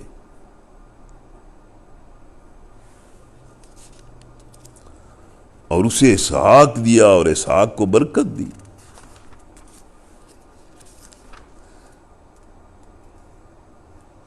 مطلب یہ کہ کسی بندے کی حضرت ابراہیم علیہ السلام کی بہت ساری خوش نصیبیوں کے ساتھ ایک خوش نصیبی یہ بھی ہے کہ وہ دنیا میں سہل ترین اولاد انبیاء کے باپ ہیں، اور سہل اولاد بھی دنیا اور آخرت کی بہت بڑی نعمت ہوتی ہے۔ اللہ ہمارے بچوں کو سہل بنائے اور نیکیوں میں انہیں ہمارا مددگار بنائے۔ وَلَقَدْ مَنَنَّا عَلَى مُوسَى وَهَارُونَ وَنَجَّيْنَاهُمَا وَقَوْمَهُمَا مِنَ الْكَرْبِ الْعَظِيمِ وَنَصَرْنَاهُمْ فَكَانُوا هُمُ الْغَالِبِينَ وَآتَيْنَاهُمَا الْكِتَابَ الْمُسْتَبِينَ وَهَدَيْنَاهُمَا الصِّرَاطَ الْمُسْتَقِيمَ وَتَرَكْنَا عَلَيْهِمَا فِي الْآخِرِينَ سَلَامٌ عَلَى مُوسَى وَهَارُونَ اِنَّا كَذَلِكَ نَجْزِي الْمُحْسِنِينَ إِنَّهُمَا مِنْ عِبَادِنَا الْمُؤْمِنِينَ وَإِنَّ إِلْيَاسَ لَمِنَ الْمُرْسَلِينَ إِذْ قَالَ لِقَوْمِهِ أَلَا تَتَّقُونَ أَتَدْعُونَ بَعْلًا وَتَذَرُونَ أَحْسَنَ الْخَالِقِينَ اللَّهَ رَبَّكُمْ وَرَبَّ آبَائِكُمُ الْأَوَّلِينَ فَكَذَّبُوهُ فَإِنَّهُمْ لَمُحْضَرُونَ إِلَّا عِبَادَ اللَّهِ الْمُخْلَصِينَ وَتَرَكْنَا عَلَيْهِ فِي الْآخِرِينَ سَلَامٌ عَلَى إِلْيَاسِينَ إِنَّا كَذَلِكَ نَجْزِي الْمُحْسِنِينَ إِنَّهُ مِنْ عِبَادِنَا الْمُؤْمِنِينَ وَإِنَّ لُوطًا لَمِنَ الْمُرْسَلِينَ إِذْ نَجَّيْنَاهُ وَأَهْلَهُ أَجْمَعِينَ إِلَّا عَجُوزًا فِي الْغَابِرِينَ ثُمَّ دَمَّرْنَا الْآخَرِينَ وَإِنَّكُمْ لَتَمُرُّونَ عَلَيْهِمْ مُصْبِحِينَ وَبِاللَّيْلِ أَفَلَا تَعْقِلُونَ۔ یہ اب ہمارا جو پروگرام ہے میرا خیال ہے کہ اسی طرح ہی چلے گا۔ اللہ آپ کو ہمت دے۔ ویسے ہم ہو گئے ہیں نا بڑے کہ بھائی اللہ کے دین کے لیے، اس کے دین کو سمجھنے کے لیے ہم جو ٹائم نکالتے ہیں اس کو ہم بڑا احسان سمجھتے ہیں اور بڑا اپنا کمال سمجھتے ہیں۔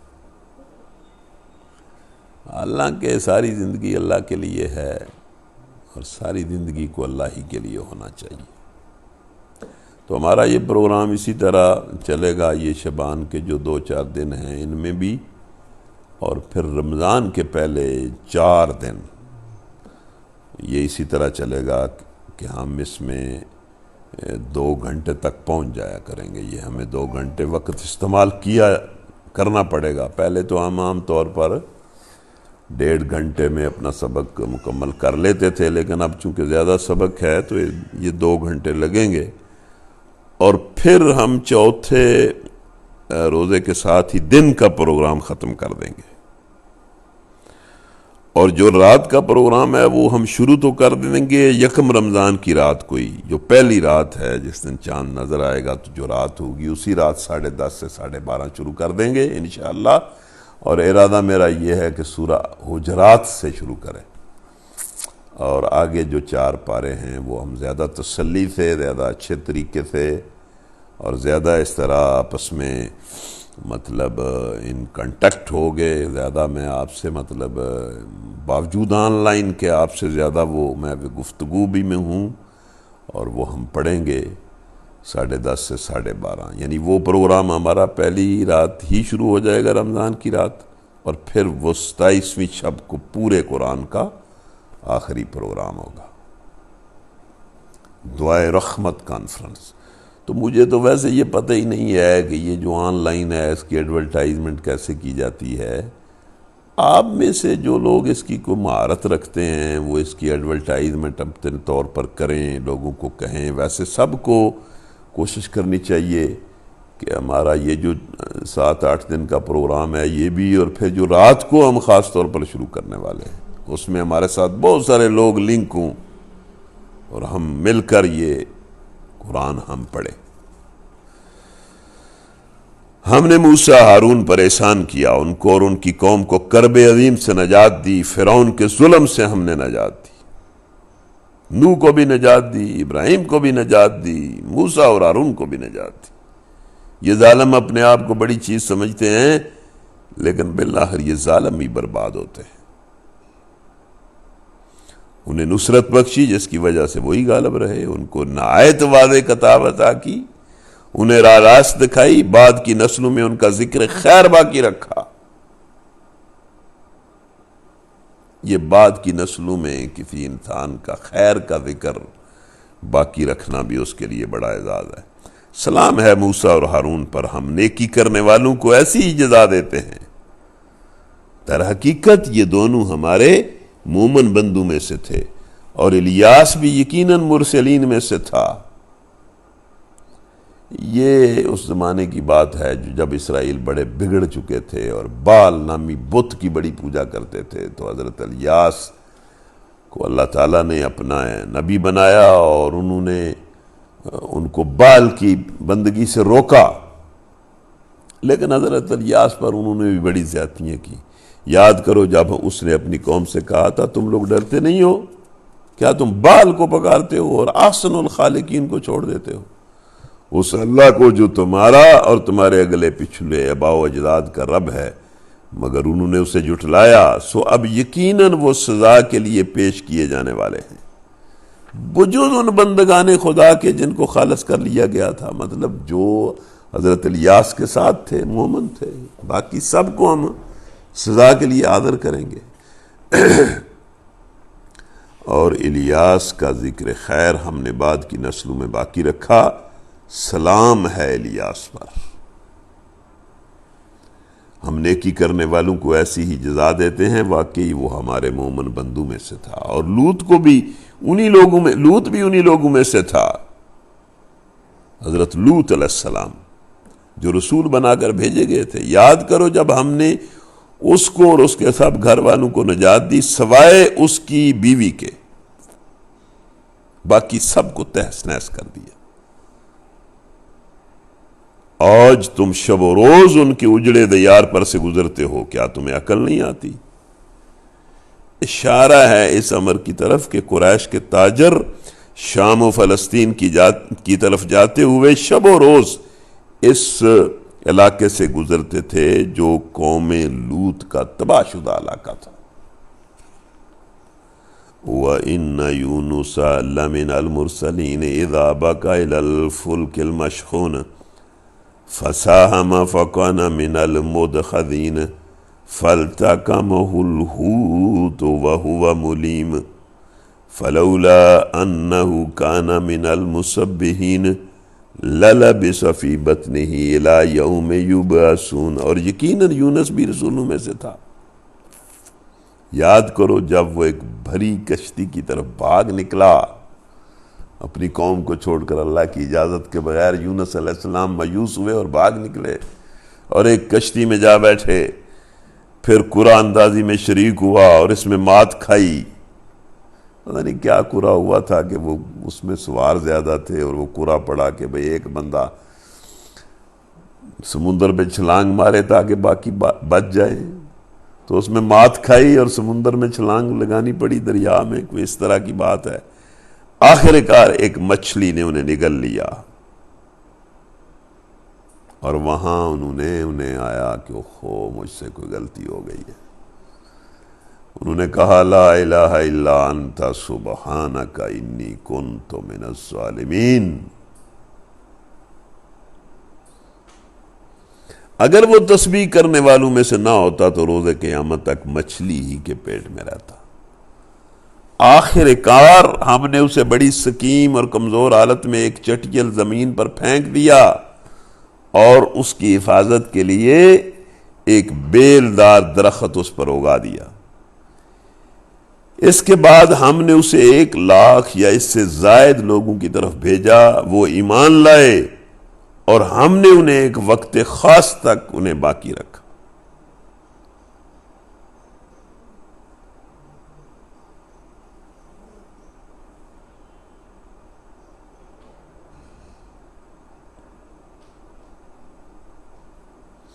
اس پر بڑی تفاسیر ہیں، لیکن یہ اب موقع نہیں ہے. تو بہرحال اللہ تبارک و تعالیٰ نے یونس علیہ السلام کے ساتھ بھی عجیب معاملہ کیا. پھر ان کو اللہ تعالیٰ نے معاف کیا اور انہیں اپنی قوم کی طرف بھیجا، اور وہ ایمان لائے، اور ہم نے ایک وقت خاص تک انہیں باقی رکھا.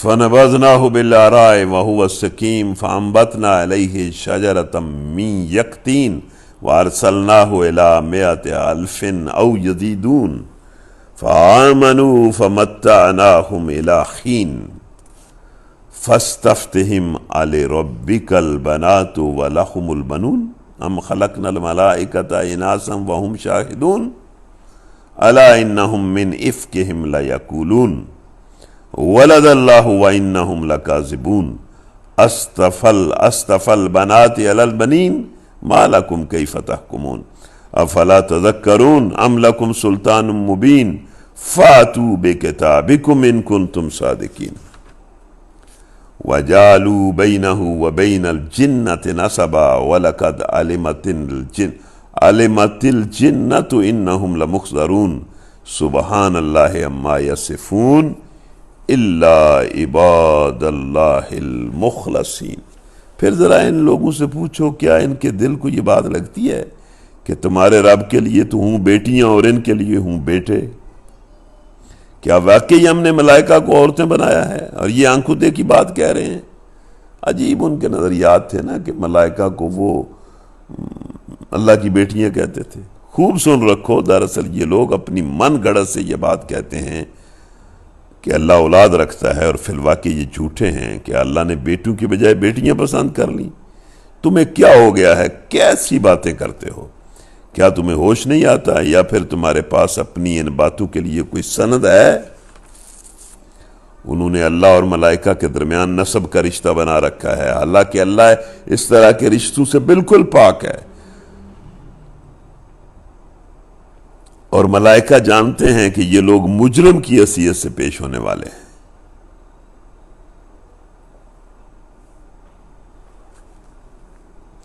سبحان اللہ عما یصفون الا عباد اللہ المخلصین فإنکم وما تعبدون ما انتم علیہ بفاتنین الا من هو صال الجحیم وما منا الا له مقام معلوم وإنا لنحن الصافون وَإِنَّا لَنَحْنُ الْمُسَبِّحُونَ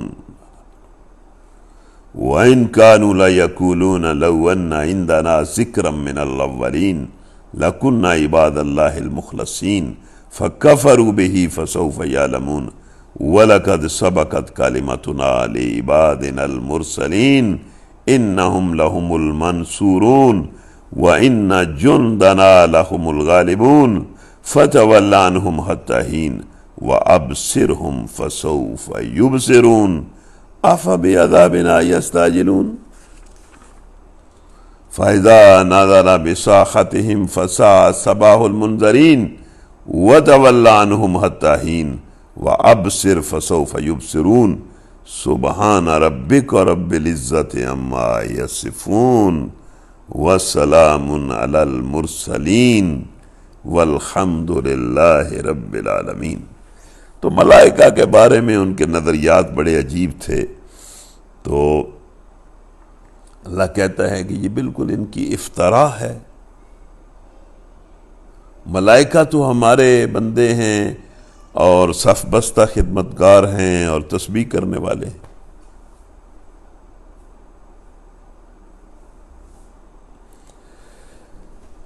تو آخری الفاظ اس صورت کے وہ بھی عام طور پر پڑھے جاتے ہیں، سبحان ربک رب العزت عما یصفون، پاک ہے تیرا رب، عزت کا مالک۔ یا اللہ تو پاک ہے اور عزت کا مالک ہے ان تمام باتوں سے جو یہ لوگ بنا رہے ہیں، وسلام علی المرسلین، اور جو رسول تو نے ہدایت کے لیے بھیجے ہیں ان پر سلام ہو، ان کے لیے سلام ہے۔ والحمد للہ رب العالمین، اور ساری تعریفیں اللہ کے لیے۔ لو جی، آج 2 گھنٹے بھی ہو گئے اور پروگرام بھی مکمل ہو گیا۔ وآخر دعوانا الحمد للہ رب العالمین۔ سبحان ربک رب العزت عما یصفون وسلام علی المرسلین والحمد للہ رب العالمین۔ ربنا آتنا فی الدنیا حسنہ وفی الآخرۃ حسنہ وقنا عذاب النار۔ ربنا تقبل منا انک انت السمیع العلیم وتب علینا انک انت التواب الرحیم، آمین۔ اللہم صلی وسلم علی نبینا محمد وعلی آلہ وصحبہ اجمعین برحمتک۔